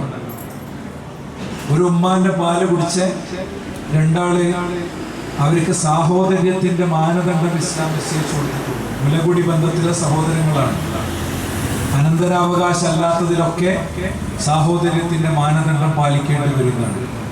അപ്പോ നബി കരീം സല്ലല്ലാഹു അലൈഹി വസല്ലം തങ്ങളുടെ ഈ രണ്ട് അനുയായികളും അവരെന്താ ചെയ്തത്? നേരെ നബിന്റെ അടുത്ത് വന്ന്, നബിയെ, ഞങ്ങളിങ്ങനെ ഒരു ഉമ്മാന്റെ പാല് കുടിച്ചത് കേട്ടു, ഇന്ന് എന്ത് ചെയ്യണം? പിരിയാൻ വേണ്ടി പറഞ്ഞു. അവർ പിരിഞ്ഞു. റസൂലുള്ളാഹി ജീവിച്ചിരിക്കുമ്പോൾ ഇങ്ങനെയൊക്കെയാണ് അവർ മസ്അല പരിഹരിച്ചത്. അവരുടെ നേരിട്ട് ഒന്ന് ചോദിച്ചു. പക്ഷെ പ്രവാചകൻ വഫാത്തായപ്പോഴോ ഒരു പ്രശ്നമില്ല. കാരണം പ്രവാചകൻ പറഞ്ഞു, തറക്തുകും അലാ മഹജ്ജത്തിൽ ബൈദാ, ഞാൻ നിങ്ങളൊരു തെളിഞ്ഞ വഴിയിൽ ഉപേക്ഷിച്ചാണ് പോകുന്നത്. ലൈലുഹാ കനഹാരിഹാ, അതിന്റെ രാവിലെ പോലും പകൽ പോലെ പ്രകാശമാണ്. ലയസിഖു അൻഹാ ഇല്ല ഹാലികു, അതിൽ നിന്ന് തെറ്റിപ്പോകുന്നവൻ നശിക്കാൻ തീരുമാനിച്ചവനെ തെറ്റിപ്പോകുന്നു. മനസ്സിലായില്ലേ? നശിക്കാൻ തീരുമാനിച്ചവനെ അതിന് തെറ്റിപ്പോകുള്ളൂ. അതുകൊണ്ട് തന്നെ സ്വഹാബത്ത് തെറ്റിപ്പോയില്ല. നിങ്ങൾ നോക്ക്, നബി കരീം സല്ലല്ലാഹു അലൈഹി വസല്ലം തങ്ങൾക്ക് ശേഷം അവർക്കിടയിൽ വന്ന ആദ്യത്തെ തർക്കം എന്തായിരുന്നു? പ്രവാചകൻ വഫാത്തായോ ഇല്ലേ എന്നുള്ളതായിരുന്നു ഒന്നാമത്തെ തർക്കം. പ്രവാചകൻ സല്ലല്ലാഹു അലൈഹി വസല്ലം തങ്ങൾ വഫാത്തായോ ഇല്ലേ? മഹാനായ ഉമർ ബിൻ ഖത്താബ് റളിയല്ലാഹു പറഞ്ഞു, ഇന്ന റിജാലൻ മിനൽ മുനാഫിഖീന യസ്ഉമൂന അന്ന റസൂലുള്ളാഹി സ്വല്ലല്ലാഹു അലൈഹി വസല്ലം ഖദ് മാത. പ്രവാചകൻ വഫാത്തായി എന്ന് പറയുന്നവർ മുനാഫിഖുകളാണ്. പ്രവാചകൻ വന്നാൽ അവരെ ഞാൻ വെട്ടി കഷ്ണാക്കും. ഞാൻ വെറുതെ വിടൂല. മൂസ അലൈഹി സ്വലാം തൗറാത്ത് വാങ്ങാൻ വേണ്ടി പോയതുപോലെ പോയ പ്രവാചകനെ പറ്റിയ നിങ്ങൾ ഈ കള്ളത്തരം പറയണത്. അദ്ദേഹം ദേഷ്യം പിടിച്ചു. സുദീഖ് റളിയല്ലാഹു അൻഹു കുറച്ച് ദൂരെ പോയതായിരുന്നു. അവിടുന്ന് അദ്ദേഹം വരുമ്പോൾ കാണുന്നത് മുഹമ്മദ് തന്നെയാണ്. അത് ഒറ്റ ആയത്തോതി, അല്ല രണ്ടായത്തോതി. ഇന്നക മയ്യിത്തുൻ ഫഇന്നഹു മയ്യിത്തുൻ, അങ്ങ് മരിക്കും അവരും മരിക്കും. അതുപോലെ തന്നെ വമാ മുഹമ്മദുൻ ഇല്ലാ റസൂൽ, പ്രവാചകൻ സല്ലല്ലാഹു അലൈഹി വസല്ലം തങ്ങൾ ഒരു മുഹമ്മദ് റസൂൽ ഒരു പ്രവാചകൻ മാത്രമാണ്. ഫഇമ്മാത, അദ്ദേഹം വഫാത്താവുകയോ അല്ലെങ്കിൽ അങ്ങനത്തെ എന്തെങ്കിലും കാര്യങ്ങൾ സംഭവിക്കുകയോ ചെയ്താൽ, ഔഖുത്തില കൊല്ലപ്പെടുകയോ ചെയ്താൽ നിങ്ങൾ പിന്തിരിഞ്ഞു പോവുകയാണോ എന്ന ആ ചോദ്യം. ഇതിന്റെ രണ്ടിന്റെ മുമ്പിൽ ആ തർക്കം തീർന്നു. അല്ലെങ്കിൽ നമ്മുടെ ജൂബിലി റോട്ടിലൊരു ഓഫീസ് ഉണ്ടാകും. തിരിച്ചു വരുന്ന പ്രവാചകനെ കാത്തിരിക്കുന്ന ഒരു പ്രത്യേക സംഘടന. അതില്ലാതിരുന്ന എന്തുകൊണ്ടാണ് ആ തർക്കം അന്ന് ആയത്തുമ്പോൾ തീർന്നു. രണ്ടാമത്തെ തർക്കം എന്തായിരുന്നു? നബി കരീം സല്ലല്ലാഹു അലൈഹി വസല്ലം തങ്ങളുടെ സ്വഹാബത്തിനിടയിലുള്ള രണ്ടാമത്തെ തർക്കം എവിടെ മറവ് ചെയ്യും ഇവരെ എന്നുള്ളതായിരുന്നു. എവിടെ മറവ് ചെയ്യും? റസൂലുള്ളാഹി സ്വല്ലല്ലാഹു അലൈഹി വസല്ലം തങ്ങളെ എവിടെ മറവ് ചെയ്യും? കുറച്ച് ആൾക്കാർ പറഞ്ഞു നമുക്ക് ബൈത്തുൽ മുഖദ്ദസിലേക്ക് കൊണ്ടുപോകാം, കുറച്ച് ആൾക്കാർ പറഞ്ഞു മക്കത്തേക്ക് കൊണ്ടുപോകാം. അൻസാറുകൾ പറഞ്ഞു മദീനയിൽ നിന്ന് പ്രവാചകനെ ഞങ്ങൾ വിട്ടുതരില്ല. ഈ സംസാരത്തിൻ്റെ ഇടയ്ക്ക് മഹാനായ സിദ്ദീഖ് റളിയല്ലാഹു അൻഹു വന്നിട്ട് ഹദീസ് ഓതി, ഞങ്ങൾ അമ്പിയാക്കളെ മരിച്ചോടത്ത് തന്നെയാണ് മറവ് ചെയ്യേണ്ടത്. അപ്പം എന്ത് ചെയ്തു? ആ കട്ടിലുകൾ മാറ്റിയിട്ട് അവിടെ ഖബറെടുത്തിട്ട് അവിടെ ലഹദ് എടുത്തിട്ട് അദ്ദേഹത്തെ അവിടെ പ്രവാചകന്റെ ഖബർ അവിടെയാക്കി. അടുത്ത തർക്കം എന്തായിരുന്നു? ആർക്കാകണം ഖിലാഫത്ത്? അൻസാറുകൾ ഒരു പ്രത്യേക പന്തലിൽ യോഗം ചേർന്ന് അവരുടെ നേതാവിനെ തെരഞ്ഞെടുത്തു. അപ്പോഴാണ് സിദ്ദീഖ് റളിയല്ലാഹു അൻഹു ഉമർ ഖത്താബ് രണ്ടാളും കൂടി ചെന്ന് അവരോട് സംസാരിക്കുന്നത്. സിദ്ദീഖ് റളിയല്ലാഹു പറഞ്ഞു, റസൂലുള്ളാഹി കഅബാലയത്തിന്റെ കില്ലയിൽ ഇങ്ങനെ പിടിച്ച് പറഞ്ഞൊരു വാചകം ഓർമ്മയുണ്ട്, അൽഹിമതു ബിൽ ഖുറൈശ്, ഖുറൈശികളാകണം നയിക്കുന്നത്. അതൊരു എന്താ പറയുക, ലീഡർഷിപ്പിന്റെ ഒരു വലിയ തത്വത്തിലുണ്ട്. ഞാൻ അതിലേക്ക് പോകുന്നില്ല. അതുകൊണ്ടാണ് ഖുറൈശികളെ തിരഞ്ഞെടുത്തത്. ഖുറൈശികളാണ് അവിടുത്തെ സമ്പന്നർ, ഖുറൈശികളാണ് അവിടുത്തെ മുന്നിൽ നിൽക്കുന്നവർ. എല്ലാ അർത്ഥത്തിലും ഖുറൈശികളാണ് പ്രവാചകൻ സ്വല്ലല്ലാഹു അലൈഹി വസല്ലം തങ്ങളെ ആദ്യം സ്വീകരിച്ചവർ, പ്രവാചകന്റെ കുടുംബാണ്. അങ്ങനെ ഒരുപാട് ഘടകങ്ങളുണ്ട്. ഈ ഹദീസ് കേട്ടതോടുകൂടെ തെരഞ്ഞെടുത്ത നേതാവ് സ്വയം പിരിഞ്ഞുപോയി. തെരഞ്ഞെടുത്ത നേതാവ് സ്വയം പിരിഞ്ഞുപോയിട്ട് സിദ്ദീഖ് റളിയല്ലാഹു അൻഹു ബൈഅത്ത് കൊടുത്തു. ഞാൻ പറയുന്നത്, തർക്കങ്ങൾ സഹോദരന്മാരെ ഈ രീതിയിൽ പരിഹരിക്കാൻ പറ്റും. പ്രമാണങ്ങൾക്ക് മുന്നിൽ തർക്കങ്ങൾ തീരും. പ്രമാണങ്ങൾക്ക് മുന്നിൽ തർക്കങ്ങൾ തീരുമെങ്കിൽ നമ്മൾ വിഷയങ്ങൾ അങ്ങനെ തന്നെ എടുത്ത് പഠിക്കാൻ ശ്രമിക്കണം. നമ്മുടെ മുന്നിലുള്ള വിഷയം നേർച്ചയാണ്, അല്ലേ? നമ്മുടെ മുന്നിലുള്ള വിഷയം നേർച്ചയാണ്. നേർച്ചയെ സംബന്ധിച്ച് ഹദീസിൽ വന്നത് എന്താണ്? നേർച്ചയെ സംബന്ധിച്ച് ഹദീസിൽ വന്നത് എന്താണ്? നേർച്ച എന്ന് പറഞ്ഞാൽ എന്താണ്? ഒരു ഖുർബത്ത്, ഒരു പുണ്യം. അത് ഞാൻ ചെയ്യുമെന്ന് സ്വയം പറയാം. ഇപ്പോ ഞാൻ എല്ലാ ഫർദ് നിസ്കാരവും ഞാൻ കൃത്യമായിട്ട് എന്താ പറയാ നിർവഹിക്കാൻ വേണ്ടി നേർച്ചയാക്കി എന്ന് പറഞ്ഞാൽ നേർച്ചയാവില്ല. അതല്ലെങ്കിൽ തന്നെ ഫർദാണ്. റമളാൻ വരണം 30 നോമ്പ് ഞാൻ നേർച്ചയാക്കി എന്ന് പറഞ്ഞാൽ അത് ഫർദാണ്. അത് ഓൾറെഡി ഫർദാണ്. ഒരു സുന്നത്തായ കാര്യം ഞാൻ ചെയ്യുമെന്ന് ഒരാൾ തീരുമാനമെടുക്കുന്നതിനെയാണ് നേർച്ച എന്ന് പറയാം. ഞാൻ ഇൻഷാ അല്ലാഹ് അയ്യാമുൽ ബീദ് 13, 14, 15 എല്ലാ മാസവും അയ്യാമുൽ ബീദ് ഞാൻ എടുക്കും എന്നൊരാൾ പറഞ്ഞാൽ ഞാനത് നേർച്ചയാക്കുമെന്ന് പറഞ്ഞാൽ പിന്നെ അയാൾക്കത് സുന്നത്തല്ല, അയാൾക്കത് ഫർളാണ്. ഇതിനാണ് നേർച്ച എന്ന് പറയുന്നത്. നമുക്ക് നേർച്ച എന്ന് പറയുമ്പോൾ ഇതൊന്നല്ല ഓർമ്മ വരുന്നത്, അല്ലേ? നേർച്ച എന്ന് പറയുമ്പോൾ അവിടെ ഒരു ജാറം വേണം, അപ്പുറത്തൊരു വിളക്ക് വേണം, ഇപ്പുറത്ത് ആന വേണം, അതിൻ്റെ അപ്പുറത്ത് പിപ്പിപ്പി വേണം. ഇതൊക്കെ കൂടെ ഉണ്ടാവുമ്പോഴേ നമ്മളെ നാട്ടിലെ നേർച്ചയാവുകയുള്ളൂ. ഇത് പലപ്പോഴും എന്താണ്, അതൊരു സ്ഥലത്ത് ഒരുമിച്ച് കൂടുമ്പോൾ ആൾക്കാർ എങ്ങനെ വരുന്നതാണ്, അങ്ങനെ ആവുന്നതാണ്. ഞാൻ അതുകൊണ്ടാണ് പറഞ്ഞത്, നമ്മളെ നാട്ടിലെ നേർച്ചയോട് നമുക്ക് വിയോജിപ്പുണ്ടാവും. പക്ഷെ എല്ലാ നേർച്ചകളോടും നമുക്ക് വിയോജിപ്പുണ്ടാവും. നമ്മുടെ നാട്ടിലെ നേർച്ചയോട്, യാറം നേർച്ച എന്നുള്ള പേരിൽ നടക്കുന്ന നേർച്ചയോട് നമുക്ക് വിയോജിപ്പുണ്ടാവും. പക്ഷെ അമ്പർത്ത നേർച്ചയോട് നമുക്ക് വിയോജിപ്പുണ്ടോ? ഞാൻ രേഖപ്പെടുത്തുന്ന വിയോജിപ്പ് അമ്പർത്ത നേർച്ചയോട് കൂടെയാണ്. ഞാൻ രേഖപ്പെടുത്തുന്ന വിയോജിപ്പ് ഏതൊക്കെ ഇത്തരം നേർച്ചകളുണ്ടോ അതിനോടൊക്കെയാണ്. അതിൽ ആന വരുന്നത് മാത്രമല്ല പ്രശ്നം, അതിൽ ആന ആളെ ചവിട്ടിക്കൊല്ലുന്നതല്ല പ്രശ്നം. അതൊക്കെ പ്രശ്നമാണ്. അതിലേറെയൊക്കെ വലിയ പ്രശ്നത്തിന്റെ ഉള്ളിലുണ്ട്. നോക്കൂ നിങ്ങൾ, ഇസ്ലാം യഥാർത്ഥത്തിൽ എന്താ പഠിപ്പിച്ചത്? ഇമാം ബുഖാരി റഹ്മത്തുള്ളാഹി ഉദ്ധരിക്കുന്ന ഹദീസിൽ കാണാം, മൻ നദറ അൻ യുതി അല്ലാഹ ഫൽയുതിഉഹു വമൻ നദറ അൻ യഅസി അല്ലാഹ ഫലാ യഅസി. മൻ നദറ അൻ യുതി അല്ലാഹ, ഒരാൾ അല്ലാഹുവിനെ അനുസരിക്കാൻ വേണ്ടി നേർച്ചയാക്കിയാൽ ഫൽയുതിഉഹു, അവൻ നേർച്ച അവൻ അത് പിന്നെ അനുസരിക്കട്ടെ, ആ നേർച്ചയെ അവൻ പൂർത്തീകരിക്കട്ടെ. വമൻ നദറ അൻ യഅസി അല്ലാഹ, എന്നാൽ ഒരാൾ അല്ലാഹുവിനെ ധിക്കരിക്കാൻ വേണ്ടി നേർച്ചയാക്കി ഫലാ യഅസിഹി, അങ്ങനെ ചെയ്യരുത്. ഞാൻ 6-ാം തീയതി കള്ളു കുടിക്കും എന്നൊരുത്തൻ നേർച്ചയാക്കി, ഞാൻ നേർച്ചയാക്കി പോയില്ലേ, ഇനിയിപ്പോ എങ്ങനെ കള്ളുടിച്ചായിരിക്കുക എന്ന് പറയാൻ പാടില്ല. ആ നേർച്ച അള്ളാഹുവിനെ ധിക്കരിക്കുന്ന നേർച്ചയാണ്, അത് പറ്റൂല. എന്നാലോ ഒരാൾ പറയുകയാണ്, ഞാൻ നേരത്തെ പറഞ്ഞ പോലെ ഞാൻ അടുത്ത വ്യാഴാഴ്ച ഇൻഷാ അല്ലാഹ് സുന്നത്ത് നോമ്പ് നോൽക്കാൻ അത് നേർച്ചയാക്കി അതൊരു നിർബന്ധമാണ്, അത് വീട്ടിക്കൊള്ളണം, അതവൻ വീട്ടിക്കൊള്ളണം.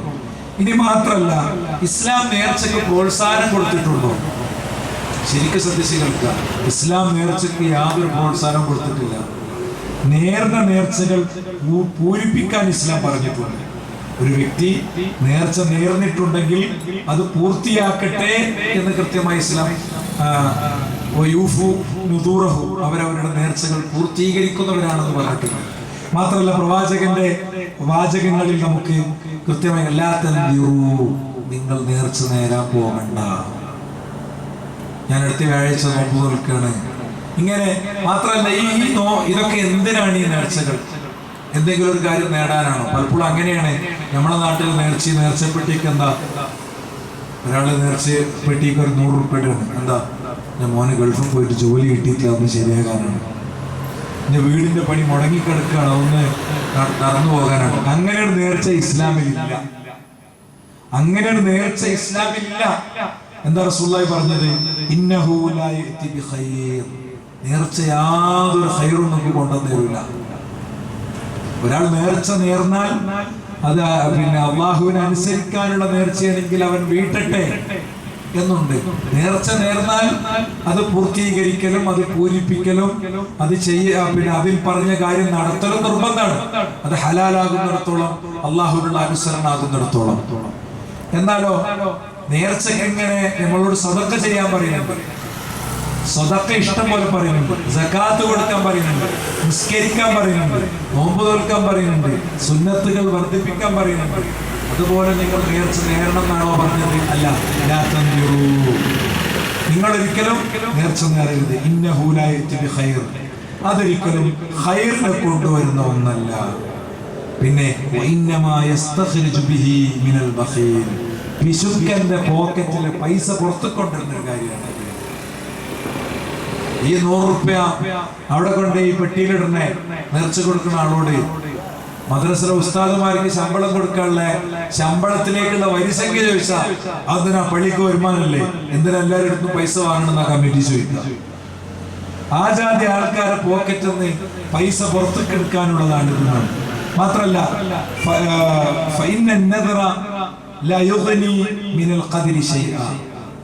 നേർച്ച ഒരു നിലക്കും ഖദറിനെ തട്ടുകയില്ല. നമുക്ക് വരാൻ വിധിച്ചൊരു വിധി നേർച്ച കൊണ്ട് ഇല്ലാതാവുകയില്ല. നമുക്ക് വരേണ്ട ഒരു വിധി നേർച്ച കൊണ്ട് ഇല്ലാതാവുകയില്ല. സദഖ കൊണ്ട് അത് ഇല്ലാതാകുന്ന അല്ലാഹുവിന്റെ റസൂൽ പഠിപ്പിച്ചിട്ടുണ്ട്. സദഖ എന്ന് പറയുന്നത് അത് ഖലാഇനെ തടയുന്നതാണെന്ന് നബി കരീം സ്വല്ലല്ലാഹു അലൈഹി വസല്ലം തങ്ങൾ പഠിപ്പിച്ചിട്ടുണ്ട്. മാത്രമല്ല, ഇന്ന നദറ ലാ യുഖദ്ദിമു ശൈഅൻ വലാ യുഅഖിർ. നേർച്ച ഒന്നിനും മുന്നിക്കും വെക്കണില്ല, ഒന്നിനും പിന്നിക്കും വെക്കണില്ല. എന്ന് പറഞ്ഞാൽ എന്താ? വരാനുള്ള ഒരു അപകടത്തെ പിന്നിലേക്ക് ആക്കണമില്ല, കിട്ടാനുള്ള ഒരു സുഖത്തെ മുന്നിക്ക് കൊണ്ടുവരണില്ല.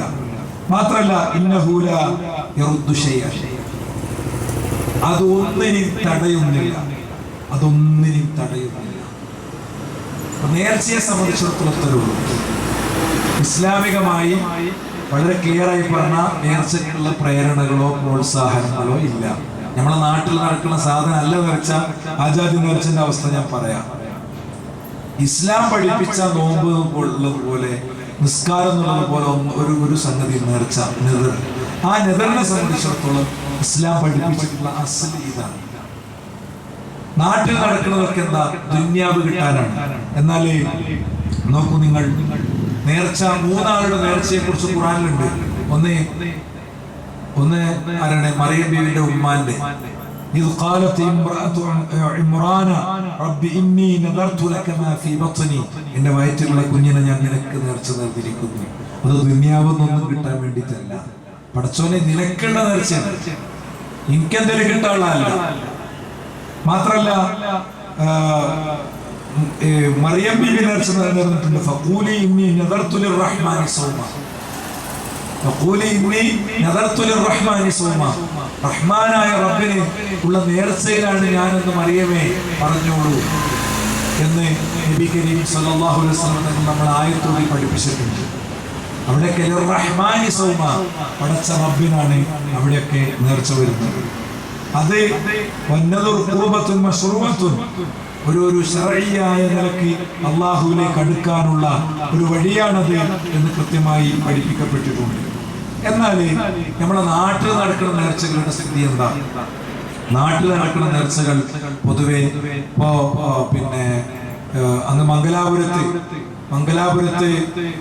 വളരെ പ്രസിദ്ധമായ മഖാമിലൊക്കെ നടക്കുന്ന നേർച്ച, അവിടെ ഒരാടിനെ അയച്ചു വിടലാണ് അല്ലേ? ആടിനെ അയച്ചു വിട്ടിട്ട് ആടിന്റെ കഴുത്തില് എന്തുണ്ടാവും? ഒരു സെഞ്ചി ഉണ്ടാവും. ആ സെഞ്ചിക്ക് ആളുകൾ ഇങ്ങനെ പൈസ കൊടുക്കും. അറക്കാൻ വേണ്ടി നേർച്ചകളുടെ മൃഗങ്ങൾ നേർച്ച നേർന്നപ്പെടും. ഇത്തരം കാര്യങ്ങളൊക്കെ കുറിച്ച് പള്ളി ദർസിൽ നമ്മുടെ ഉസ്താദുമാര് വായിക്കുന്ന, കുട്ടികളെ പഠിപ്പിക്കുന്ന ഗ്രന്ഥങ്ങളിൽ തന്നെ കാണാം.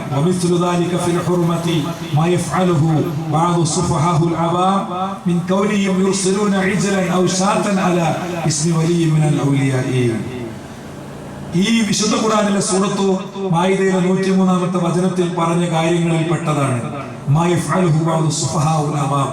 ചില വിവരമില്ലാത്ത, പഠിക്കാത്ത, സുഫഹാ എന്ന വാക്കിന്റെ അർത്ഥം വിഡ്ഢികൾ എന്നാണ്. അപ്പൊ ഞാൻ നേരിട്ട ആ വാക്കിന് അങ്ങനെ അർത്ഥം വെക്കാത്ത എന്താണെന്ന് വെച്ച് കഴിഞ്ഞാൽ, ഈ നേർച്ച ചെയ്യുന്ന ആളുകളൊക്കെ കൂടെ ഞാൻ വിഡ്ഢി എന്നുള്ള വാക്ക് വിളിച്ചു കേട്ടായി വിചാരിച്ചിട്ടാണ്. വിജ്ഞാനമില്ലാത്തവർ, വിവരമില്ലാത്തവർ, പൊതുജനങ്ങളിൽപ്പെട്ട അത്തരം ആളുകൾ അവരെന്ത് ചെയ്യുന്നു? അവരൊരു ആടിനെയോ അല്ലെങ്കിൽ ഒരു മൂലിക്കുട്ടിയെയോ ഒക്കെ പറഞ്ഞേക്കും. ഇത് ഔലിയപ്പാപ്പാന്റെ ആടാണ്, ഇത് ഔലിയപ്പാപ്പാന്റെ കോഴിയാണ്, ഇത് ഔലിയപ്പാപ്പാക്കുള്ള മൂരിയാണ്, ഇത് നേർച്ചക്കുള്ളതാണെന്ന് പറഞ്ഞിട്ടാണ് പറഞ്ഞേക്കും. അത് ജനങ്ങളെ പലതും ഇങ്ങനെ തിന്നും. പച്ചക്കറി കടി കയറിയിട്ട് അത് പയറൊന്നും ഉണ്ടാവും, ഇങ്ങനെ തടിയില്ല. കാരണം ഇത് തടഞ്ഞാൽ കുരുത്തക്കേട് കിട്ടുമെന്നാണ് വിചാരിക്കുക. ആരും അതിനെ തടയുകയില്ല. വല്ലോരോരോട് പറയാണ് എന്ത്? നിങ്ങൾ ഈ ജാതി പണിക്ക് പോകരുത് എന്ന് പറഞ്ഞാൽ അവര് പറയും അങ്ങനെ പറയരുത്, തെറ്റാണ്, അങ്ങനെ പറയാൻ പാടില്ല. അയാളെ പറ്റി തെറ്റിദ്ധാരണ ഉണ്ടാകും. ഈ ചങ്ങാതിമാർക്ക് ഔലിയാക്കൾ ഇഷ്ടമല്ല എന്ന് പറയും.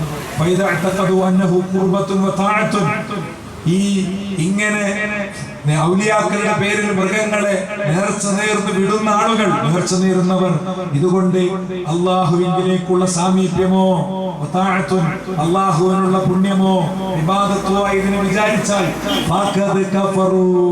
അവർ കുഫ്റിൽ അകപ്പെട്ടിരിക്കുന്നു, അവർ കുഫ്റിലേക്ക് എത്തിപ്പെട്ടിരിക്കുന്നു, അവർ ഇസ്ലാമിന്റെ പുറത്തേക്ക് പോയിരിക്കുന്നു. അവരതുകൊണ്ട് പുണ്യം വിചാരിക്കണില്ല. പിന്നെ ഒരു ആടുമുട്ടിയൊക്കെ നടന്നോട്ടെ എന്ന് വിചാരിക്കണം. അതുകൊണ്ട് കൂലിയിട്ടതൊന്നും അവർ വിചാരിക്കണില്ല.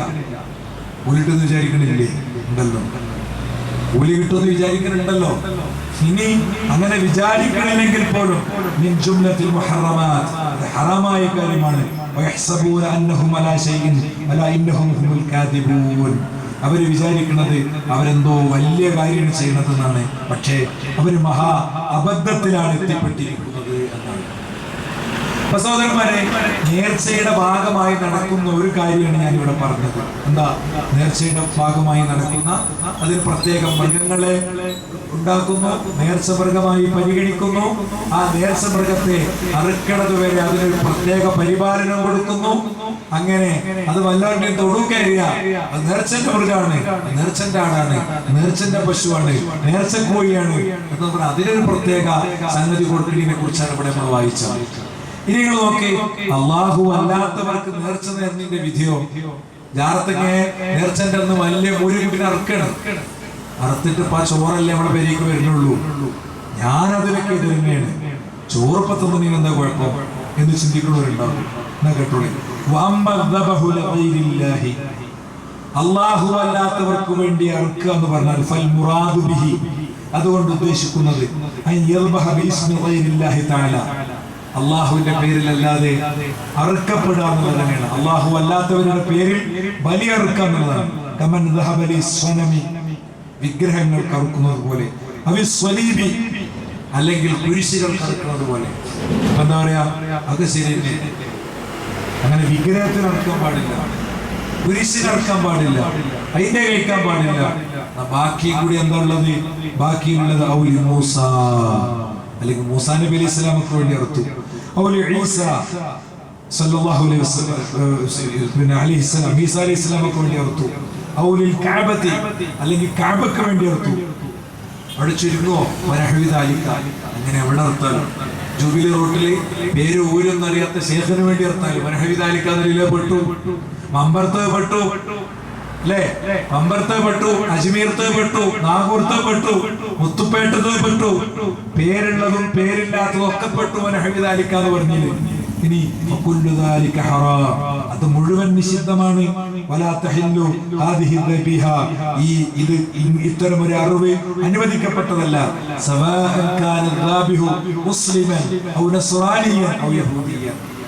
അറുക്കുന്ന ആള് മുസ്ലിമാണ്, ഖിയാമുൽ ലൈൽ അടക്കം നിർവഹിക്കണ, രാത്രി ഉറങ്ങാത്ത മനുഷ്യനാണ്, ഒരു കാര്യമില്ല. അല്ലെങ്കിൽ അറുക്കണത് ക്രിസ്ത്യാനിയോ യഹൂദിയോ ആരും ആകട്ടെ, ഇത് ശാഫിഈ റഹിമഹുല്ലാഹ് കൃത്യമായി പറഞ്ഞിട്ടുണ്ട്. അദ്ദേഹത്തിന്റെ പിന്നെ ഇമാം ശാഫിഈയുടെ മദ്ഹബ് സ്വീകരിക്കുന്നവരും അങ്ങനെ തന്നെയാണ് ചെയ്തിട്ടുള്ളത്.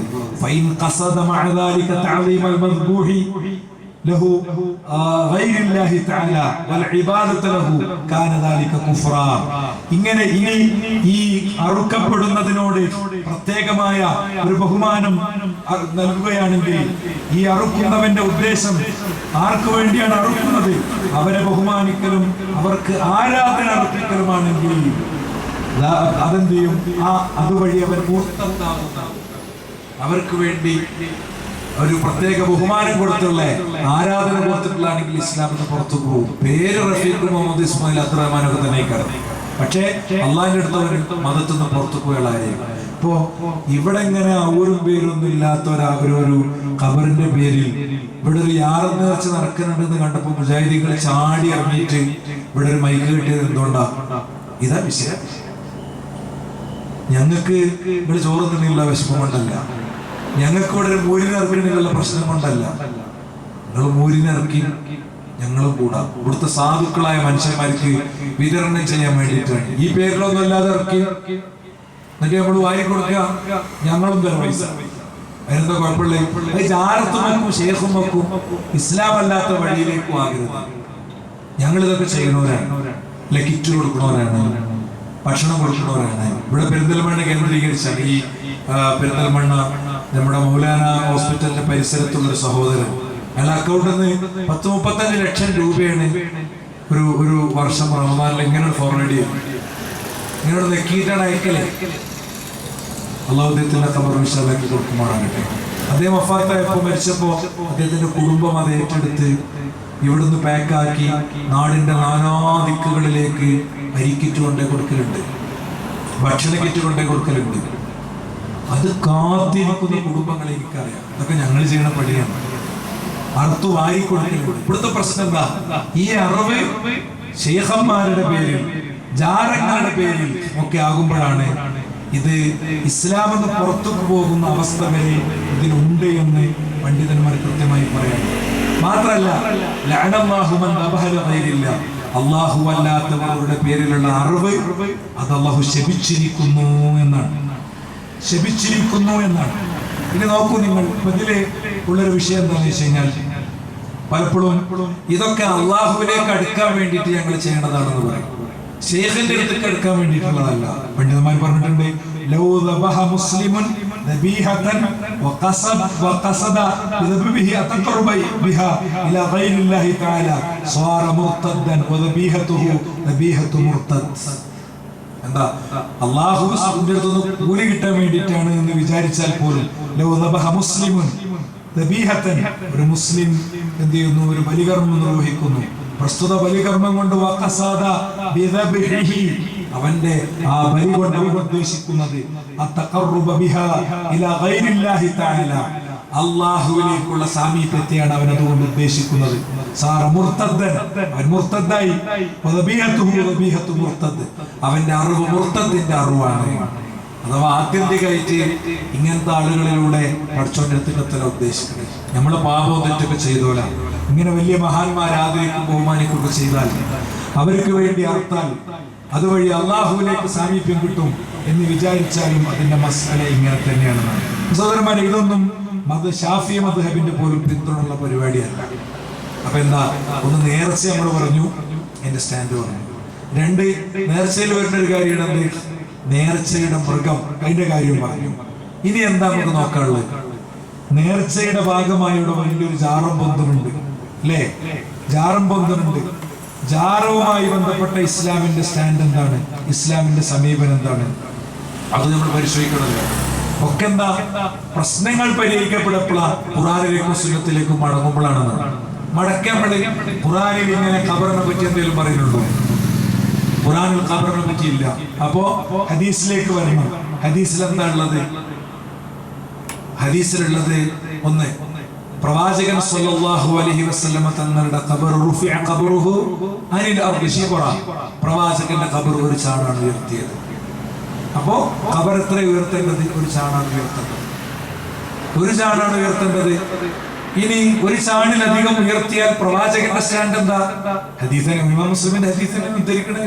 ഇതിന്റെയൊക്കെ ട്രാൻസ്ലേഷൻ കിട്ടും. മുത്തഫഖുൻ അലൈഹി ഹദീസാണ്.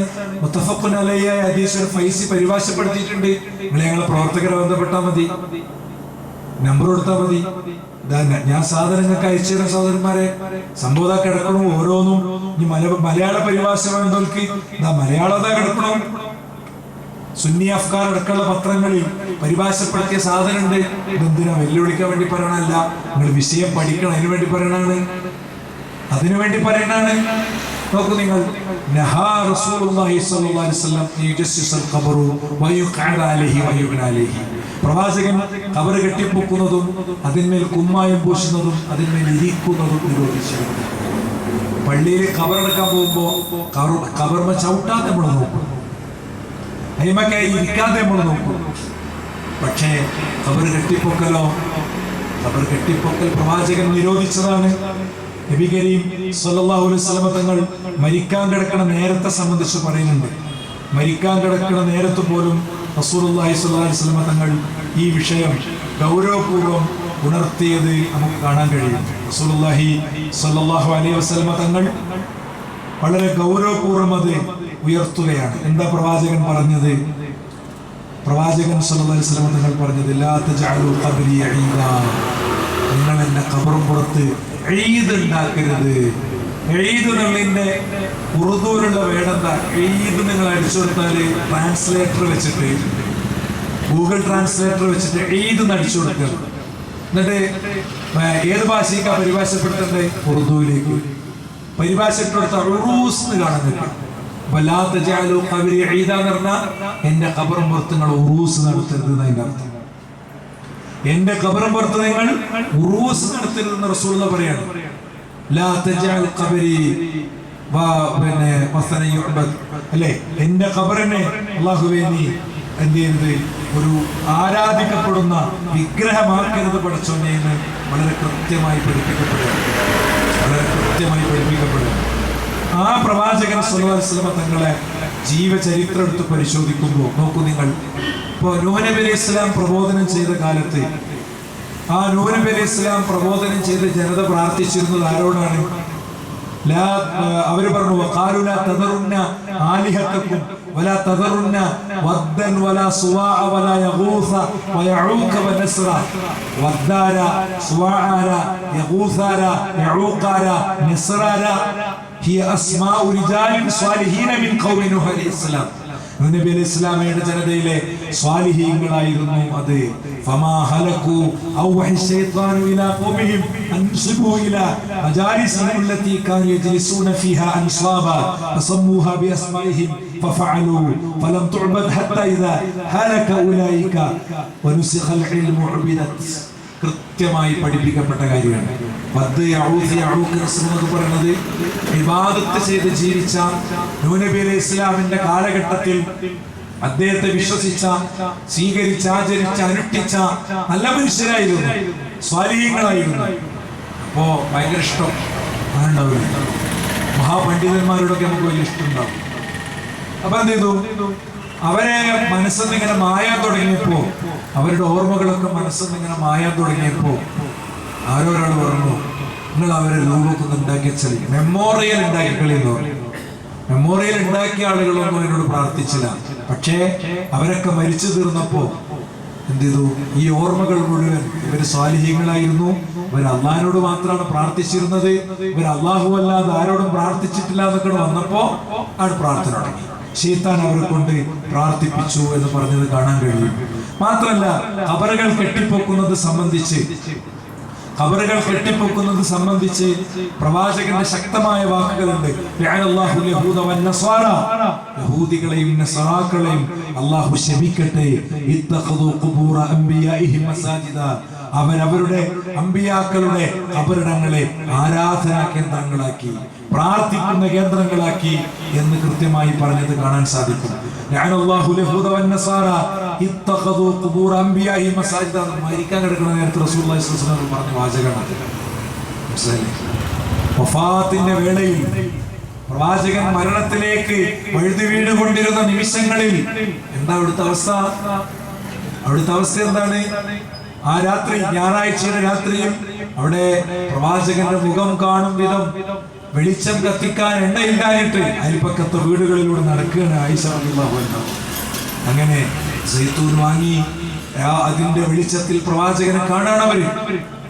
നേരം വെളുത്തു. പ്രവാചകൻ സ്വല്ലല്ലാഹു അലൈഹി വസല്ലം തങ്ങളുടെ ബോധം നഷ്ടപ്പെട്ട് പ്രവാചകൻ ഇങ്ങനെ ബോധത്തിലേക്ക് വരുമ്പോ പറഞ്ഞുകൊണ്ടിരുന്ന കാര്യങ്ങളാണിത്. വിശാലമായ രാഷ്ട്രത്തിന്റെ ഭരണാധികാരി, 89 ഭാര്യമാര് ജീവിച്ചിരിപ്പുണ്ട് അല്ലേ? ഇസ്ലാമിക രാഷ്ട്രത്തോടും സമൂഹത്തോടും പറയാനുള്ള കാര്യങ്ങളുണ്ട്. അതൊന്നുമല്ല ഇപ്പൊ സംസാരിച്ച്. നിങ്ങൾ എന്റെ ഖബറിടത്തിൽ ഉറൂസ് നടത്തരുതെന്നാ പറഞ്ഞത്. ഉറൂസ് നടത്തരുത്, എന്റെ ഖബറിടത്തെ പ്രാർത്ഥിക്കപ്പെടുന്ന വിഗ്രഹമാക്കരുത് എന്ന് കൃത്യമായി പറയണം. മാത്രമല്ല യഹൂദികളെയും നസാറാക്കളെയും അല്ലാഹു ശപിച്ചിരിക്കുന്നു എന്നത് കൃത്യമായി പഠിപ്പിക്കുകയാണ്. ഏറ്റവും ശക്തമായ ഭാഷയിൽ അതിനെ വിലക്കുകയും നിരോധിക്കുകയുമാണ് ചെയ്യുന്നത്. റസൂലുള്ളാഹി സ്വല്ലല്ലാഹു അലൈഹി വസല്ലം തങ്ങളുടെ ഖബറിനെ സ്വഹാബത്ത് കൈകാര്യം ചെയ്ത രീതി പറയുന്നിടത്ത് ഇമാം ഖുർത്തുബി പറയുന്നുണ്ട്, വലിഹാദാ ബാലഗൽ മുസ്ലിമൂന ഫീ സദ്ദി ദരിഅതി ഫീ ഖബ്രി നബി സ്വല്ലല്ലാഹു അലൈഹി വസല്ലം. പ്രവാചകൻ സല്ലല്ലാഹു അലൈഹി വസല്ലം തങ്ങളുടെ ഖബർ ഒരാൾക്കൊന്ന് തൊട്ടുമുത്താനോ ചുംബിക്കാനോ അവിടെ പ്രാർത്ഥിക്കപ്പെടാനോ ആരാധിക്കപ്പെടാനോ ഒന്നും അതിന് സാധ്യത വരരുത് എന്ന നിലയ്ക്ക് അത്തരം എല്ലാ കാര്യങ്ങളെയും നിരോധിക്കാൻ വേണ്ടി അതിര് കടന്ന ശ്രദ്ധയാണ് കാണിച്ചത്. ആ വാചകം വായിക്കുന്നതൊന്നും കൂടി, ബാലഗൽ മുസ്ലിമൂൻ, മുസ്ലിങ്ങൾ എന്താ പറയാ, അതിര് കടന്ന് ഇടപെട്ടു. എന്തിന്? ഫീ സദ്ദി ദരിയത്തി ഫീ ഖബ്രി നബി സല്ലല്ലാഹു അലൈഹി വസല്ലം.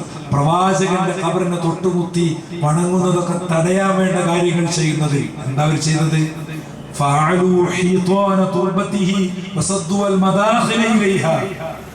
പ്രവാചകൻ സല്ലല്ലാഹു അലൈഹി വസല്ലം തങ്ങളുടെ ഖബറിലേക്ക് എത്താത്ത വിധം ചുമരുകൾ കെട്ടിയവർ. എന്നിട്ടോ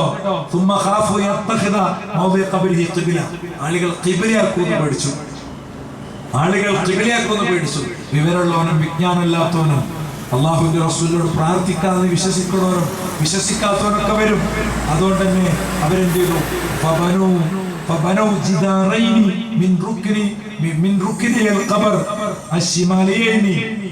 അവര് 2 ചുമര് കെട്ടി, പ്രത്യേകം 2 ചുമര് കെട്ടി. അങ്ങനെ അതിന്റെ രൂപം വിശദീകരിക്കണം. എങ്ങനെയൊക്കെയാണ് പ്രവാചകന്റെ ഖബർ കെട്ടി? അപ്പോ എന്തേ പ്രവാചകന്റെ ഖബർ ഇങ്ങനെ ഒരു കെട്ടിന്റെ ഉള്ളിലായി, റൂമിന്റെ ഉള്ളിലായി? എന്റെ കാരണമാണ് കിതാബ് ഞാൻ വായിക്കണേ. ഐസബി പറഞ്ഞു, ജനങ്ങൾ പ്രവാചകന്റെ ഖബറിനെ തെറ്റായി ഉപയോഗിക്കുമെന്ന് പഠിച്ചിട്ടാ ചെയ്തത്. അതിന്റെ വിശദീകരണം ഇമാം ഖുർത്തുബി ഇവിടെ എഴുതി വെക്കുന്നത്. എന്താ? പ്രവാചകൻ പറഞ്ഞതാണ് എന്റെ ഖബറിടത്തിൽ ഈദ് ഉണ്ടാകരുത്. ഈദ് പറഞ്ഞാൽ ഗൂഗിൾ ട്രാൻസ്ലേറ്ററിൽ ഈദ് നടിച്ചെടുത്താൽ ഉറൂസ് കിട്ടുന്ന ചെയ്യും. മനസ്സിലായില്ലേ? ആ ഉറൂസ് നടത്തരുത് എന്ന് റസൂൽ പറഞ്ഞുകൊണ്ട്, ഖബറിനെ ആരാധിക്കരുത് എന്ന് പറഞ്ഞുകൊണ്ട് ആ സെക്യൂരിറ്റി ഉറപ്പുവരുത്താനാണ് ഇപ്രകാരം ചെയ്തത് എന്നാണ്. മനസ്സിലായില്ലേ? ശാഫിഈ മദ്ഹബി വിഷയത്തിൽ എന്താ പറയുന്നത്? അപ്പൊ ഞാൻ പറഞ്ഞു, ഒന്ന് പ്രവാചകൻ മറമാടി കാണിച്ചു തന്നു. എങ്ങനെ? 1000കണക്കിന് സ്വഹാബികളെ മറമാടി കാണിച്ചു. പ്രവാചകൻ ഉസ്മാൻ ബിൻ മഅ്ഊന്റെ മരണത്തിൽ പ്രവാചകൻ വിഷമിക്കുന്നുണ്ട്. എനിക്ക് വിഷമമുണ്ടെന്റെ സഹോദര എന്ന് ഖബറുപുറത്തുനിന്ന് പ്രവാചകൻ പറയുന്നുണ്ട്. മയ്യത്ത് അതിലേക്ക് നോക്കുമ്പോ കണ്ണ് നിറയുന്നുണ്ട്. ആരാ അവരൊക്കെ? ഔലിയാക്കളാ സഹോദരന്മാരെ, നിസ്കരിക്കാത്ത ഔലിയാക്കളല്ല. റളിയല്ലാഹു അൻഹു വറദു അൻഹു. അല്ലാഹ് തൃപ്തിപ്പെട്ട ആൾക്കാരാണ്, അല്ലാഹ് തൃപ്തിപ്പെട്ടവരാണ്. എന്താ അല്ലാഹുവിന്റെ റസൂൽ പറഞ്ഞു, വല്ലാത്തൊരു ഹദീസുണ്ട്. ഒരു പൂർണ്ണചന്ദ്രൻ പൂത്തുലഞ്ഞ രാത്രിയിൽ ലോകത്തിന്റെ ദൂതൻ പറയാണ്, എന്താ പറഞ്ഞത്? ആകാശത്തെ നക്ഷത്ര കൂട്ടങ്ങൾ ആകാശത്തിനുള്ള സുരക്ഷിതത്വമാണ്. ആകാശത്തെ നക്ഷത്രങ്ങൾ കൊഴിഞ്ഞു വീണാൽ ആകാശത്തിനുള്ള വിധിച്ചത് വരും. ഇനിയോ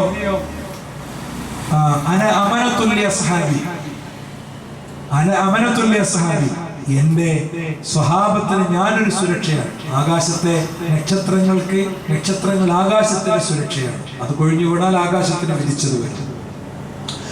ഞാൻ മരിച്ചാലോ എന്റെ സ്വഹാബത്തിന് വിധിച്ചത് വരും. സ്വഹാബത്തിനിടയിൽ ഭിന്നതകളുണ്ടായി, യുദ്ധങ്ങളുണ്ടായി, നമുക്കറിയാം. ഇനിയോ എന്റെ സ്വഹാബത്ത് എന്റെ ഉമ്മത്തിനുള്ള സുരക്ഷിതത്വമാണ്. അങ്ങനെ പ്രവാചകൻ പരിചയപ്പെടുത്തിയ ഒരു സംഭവമാണ് ഇത്. അങ്ങനെ പ്രവാചകൻ പരിചയപ്പെടുത്തി എങ്ങനെ സ്വഹാബത്തിന്. മാത്രമല്ല وَكَذَلِكَ جَعَلْنَاكُمْ أُمَّةً وَسَطًا لِتَكُونُوا شُهَدَاءَ عَلَى النَّاسِ وَيَكُونَ الرَّسُولُ عَلَيْكُمْ شَهِيدًا. അപ്രകാരം ഞാൻ നിങ്ങളെ സമൂഹങ്ങൾക്ക് മാതൃകയാക്കിയിരിക്കുന്നു. എന്തിനാ മാതൃകയാക്കിയിരിക്കുന്നത്? ജനങ്ങൾക്ക് നിങ്ങൾ മാതൃകയാകാൻ വേണ്ടിയാണ്. പ്രവാചകന്റെ സ്വഹാബത്ത് അത്ര ഉന്നതരാണ്. അള്ളാഹു പറയുന്നത്, ഞാൻ ഹൃദയങ്ങളിലേക്ക് നോക്കി, ഏറ്റവും ഉന്നതമായ ഹൃദയം വിശ്വാസികളായ പ്രവാചകന്റെ അനുയായികളുടെ ഹൃദയമാണ്. ഇത്രയും ഉന്നതരായ ആയിരക്കണക്കിന് സ്വഹാബത്ത് വഫാത്തായപ്പോ, ഖദീജ ബീവി വഫാത്തായപ്പോ അവിടുത്തെ ജനാസ സംസ്കരണ ക്രമങ്ങളൊക്കെ പ്രവാചകൻ പഠിപ്പിച്ചു. ഒരു ഖബർ പോലും പ്രവാചകൻ കെട്ടിപ്പൊക്കിയിട്ടില്ല. റസൂലുള്ളാഹിയിലേത് അത് കണ്ടുപഠിച്ച സ്വഹാബത്ത് പ്രവാചകന്റെ ഭൂമിയിൽ നിന്നൊരു ചാണ് ഉയർത്തി അത് കിട്ടി. ഇനി വല്ലതും കെട്ടിപ്പൊക്കാനുള്ള പ്രവണത ഉണ്ടെങ്കിൽ അതിനെ പ്രവാചകൻ വിലക്കി. മാത്രമല്ല, കെട്ടിപ്പൊക്കിയതിനെ സംബന്ധിച്ച്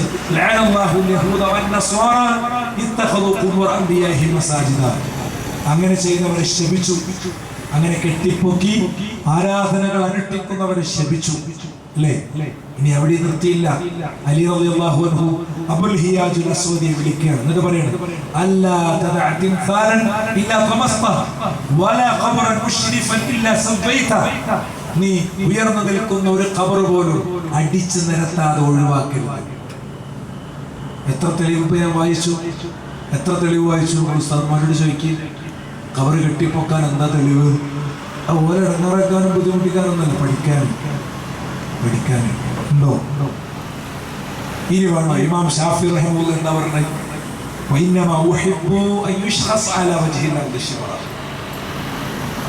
വഇന്നമാ ഉഹിബ്ബു, ഇവിടെ ദഫനിന്റെ ബാബെടുക്കുക, അല്ലുമ്മൽ ദഫനിന്റെ ബാബെടുക്കുക, ബാബെടുത്തിട്ട് വായിക്കുക. വഇന്നമാ ഉഹിബ്ബു അൻ യുശ്ഖസ് അലാ വജ്ഹിൽ അർദി ശിബ്റ. ഭൂമിക്ക് മുകളിൽ ഒരു ചാണ് ഉയർത്തുന്നതിനെയാണ് ഞാൻ ഇഷ്ടപ്പെടുന്നത്. വളരെ കൃത്യമായി അദ്ദേഹം പറഞ്ഞു. മാത്രല്ല,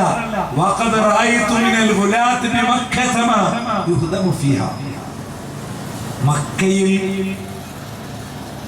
അവിടുത്തെ ആളുകൾ ഉയർന്നു നിൽക്കുന്ന ഖബറുകൾ നിരത്തുന്നത് ഞാൻ കണ്ടിട്ടുണ്ട്. അതേ ഒരു വാചകം കൂടി ചേർത്തു, വലം ആറൽ ഫുഖഹാ യഈബുന ദാലിക.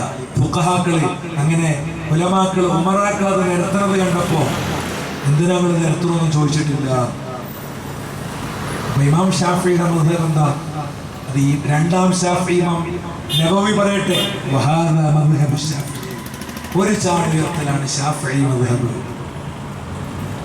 ഇതൊക്കെ ഉണ്ടാകുന്നത് എവിടുന്ന? നേർച്ച ഉണ്ടാകുന്നത് എവിടുന്ന? പരിപാടി ഉണ്ടാകുന്നത് എവിടുന്ന? അറിവുണ്ടാകുന്നത് എവിടുന്ന? വിളക്കുണ്ടാകുന്നത് എവിടുന്ന? ജാറം മൂടൽ ഉണ്ടാകുന്നത് എവിടുന്ന? ഒക്കെ ജാർത്തുമെന്നാണ്. ഈ ഖബർ കെട്ടിപ്പൊക്കണിമെന്നാണ്.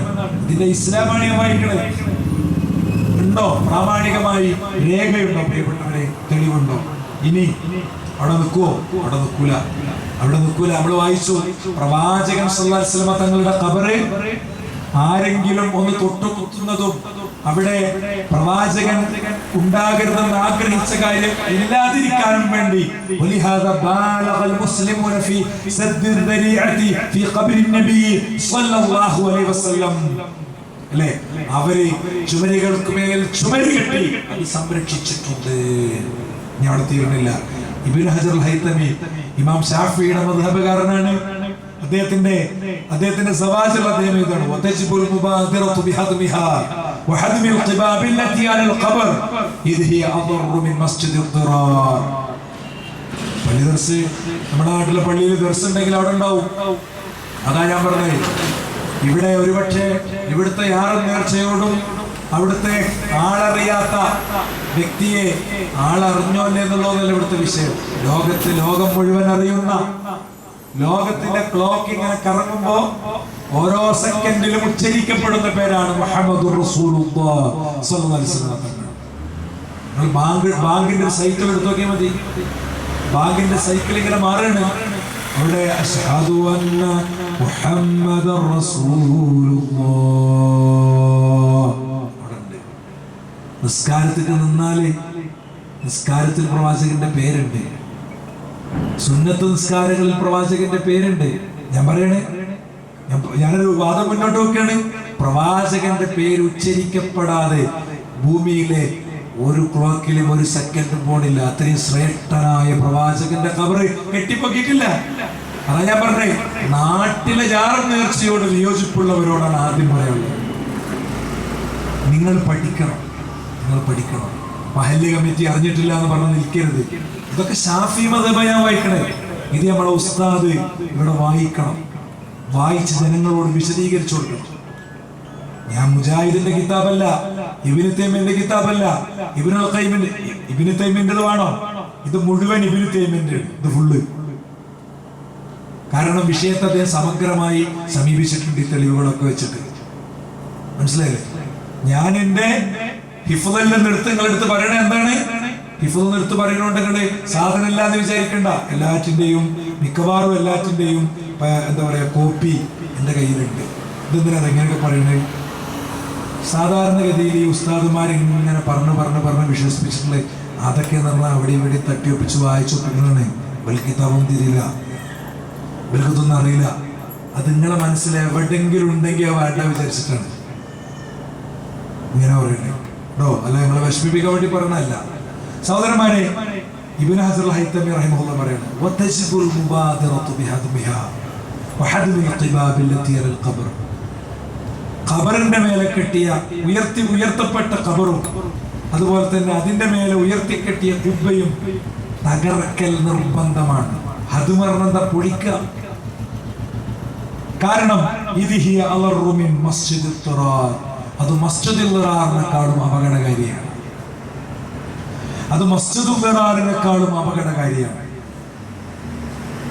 ഏതാ മസ്ജിദുൽ ദിറാർ? മദീനയിൽ പ്രവാചകൻ സല്ലല്ലാഹു അലൈഹി വസല്ലം തങ്ങളുടെ സഹാബത്തിന്റെ ഇടയിൽ ഭിന്നത ഉണ്ടാക്കാൻ വേണ്ടി മുനാഫിക്കും മുശ്രിക്കും ചേർന്നുണ്ടാക്കിയ പള്ളി. ഖുർആൻ തന്നെ പറഞ്ഞു ലാ തഖും ഫീഹി അബദാ. അവിടെ സ്കരിക്കാൻ പോകരുത്, ആ പള്ളിക്ക് പോകരുത്. ഒരു പള്ളി ഫിത്നക്ക് കാരണമാകണമെങ്കിൽ ആ പള്ളി കയറരുതെന്ന് അതിന്റെ അർത്ഥം. മനസ്സിലായില്ലേ? മസ്ജിദുൽ ദിറാറിന്റെ ആയത്തുനിന്ന് കിട്ടുന്ന ഹുക്ം എന്താ? ഇസ്ലാമിക ദഅവത്തിനും നന്മകൾക്കും ഒക്കെ ശല്യമാകും വിധം ഒരു സംവിധാനം വന്നാൽ ആ സംവിധാനത്തോടുണ്ടാകേണ്ട സ്റ്റാൻഡ് കൂടി യഥാർത്ഥത്തിൽ അവിടെ പഠിപ്പിക്കപ്പെടുന്നുണ്ട്. നോക്കൂ നിങ്ങൾ, എന്താ അദ്ദേഹം പറഞ്ഞത്?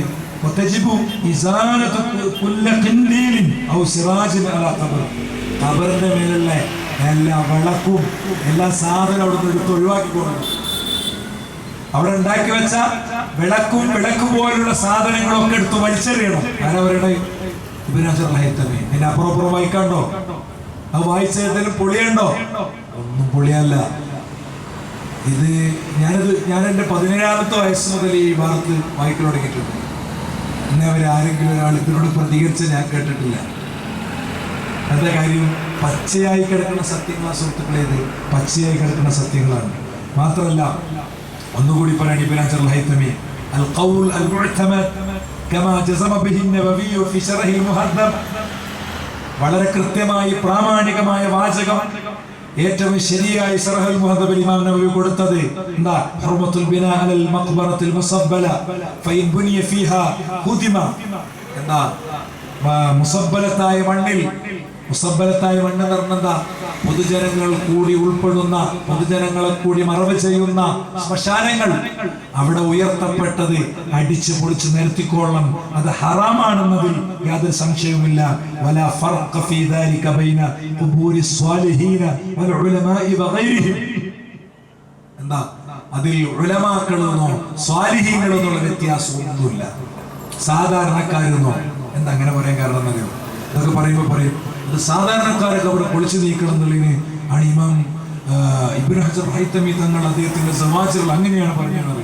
അല്ല, വലാ ഫർഖ ഫീ ദാലിക, അതിൽ യാതൊരു വ്യത്യാസമല്ല. സ്വാലിഹീങ്ങളതാണെങ്കിലും ഉലമാക്കളതാണെങ്കിലും ഒക്കെ പൊളിച്ചു നീക്കിക്കൊള്ളണം.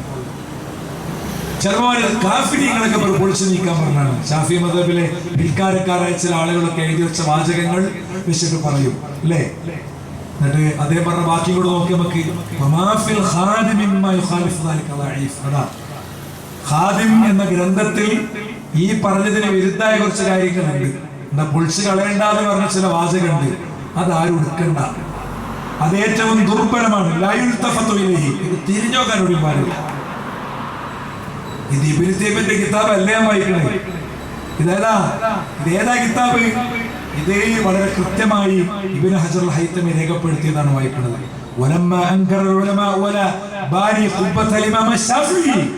കാരണം അദ്ദേഹം പറയാം, ഖാദിമിൽ ഒരു ചങ്ങാതി എഴുതി വെച്ചിട്ടുണ്ട്, ഒരാൾ എഴുതി വെച്ചിട്ടുണ്ട്, തിരിഞ്ഞോക്കണ്ട. കാരണം ഇമാം ശാഫിഈ റഹിമഹുള്ളയുടെ ഖുബ്ബ ചില ആളുകൾ കെട്ടിപ്പണിതപ്പോ അതിനെ എതിർത്തിട്ടുണ്ടല്ലോ, അത് മതി നമുക്ക്. ഇമാം ഷാഫിഈ റഹിമഹുള്ള കാഫിറായിട്ടില്ലല്ലോ. കാഫിറിനെ പൊളിച്ചു നീക്കാനാണ് ഈ വാചകങ്ങൾ മുഴുവൻ ബാധകമെങ്കിൽ, ഉയർത്തി കെട്ടണ്ട എന്ന് പറഞ്ഞത് കാഫിറിനാണ് ബാധകമെങ്കിൽ, എന്താ ഈ പറഞ്ഞ കാര്യം ഇവിടെ ബാക്കി നിൽക്കുന്നുണ്ടല്ലോ. ഇമാം ഷാഫിഈ റഹിമഹുള്ളയുടെ ഖബറ് ഉയർത്തി കെട്ടിയവരെ പണ്ഡിതന്മാര് വിലക്കിയിട്ടുണ്ടല്ലോ എന്നാണ് പഠിപ്പിക്കുന്നത്. അപ്പൊ നമുക്ക് അതുകൂടി നോക്കുക. ഇമാം ഷാഫിഈ റഹിമഹുള്ളയുടെ ഖബറ് കെട്ടിപ്പൊക്കിയ ആളുകൾ കെട്ടിപ്പൊക്കി, അതുകൊണ്ടാവും ചില രാജാക്കന്മാരും പ്രമാണിമാരൊക്കെ ഇടപെട്ട് കാര്യങ്ങൾ ചെയ്യും. പണ്ഡിതന്മാർക്ക് ചിലപ്പോൾ വർത്താനം, പ്രദേശത്തെ പണ്ഡിതന്മാർക്ക് ചിലപ്പോൾ വർത്താനം പറയാൻ ശബ്ദം ഉണ്ടാവൂല അല്ലേ? അതറിഞ്ഞപ്പോ ഷാഫിഈ ഫിഖ്ഹിലെ പണ്ഡിതന്മാരെന്നെ വഖദ് അഫ്താ ജമാഅത്തു മിൻ ഉലമാഇ ശാഫിഇയ്യ, ഇമാം ശാഫിഈ റഹിമഹുള്ളയുടെ മദ്ഹബിൽപ്പെട്ട പണ്ഡിതന്മാർ തന്നെ ഫത്വ കൊടുത്തിട്ടുണ്ട്. ബിഹദമി ഖുബ്ബത്തിൽ ഇമാം ശാഫിഈ, ഇമാം ശാഫിഈ റഹിമഹുള്ളയുടെ ഖുബ്ബ പൊളിച്ചു നീക്കാൻ, വഇൻ സുരിഫ അലൈഹാ ഉലൂഫുൻ മിനദ് ദനാനീർ, ആയിരക്കണക്കിന് ദീനാർ കൊടുത്താണ് അത് ഉണ്ടാക്കിയതെങ്കിലും അത് പൊളിച്ചു നീക്കണം.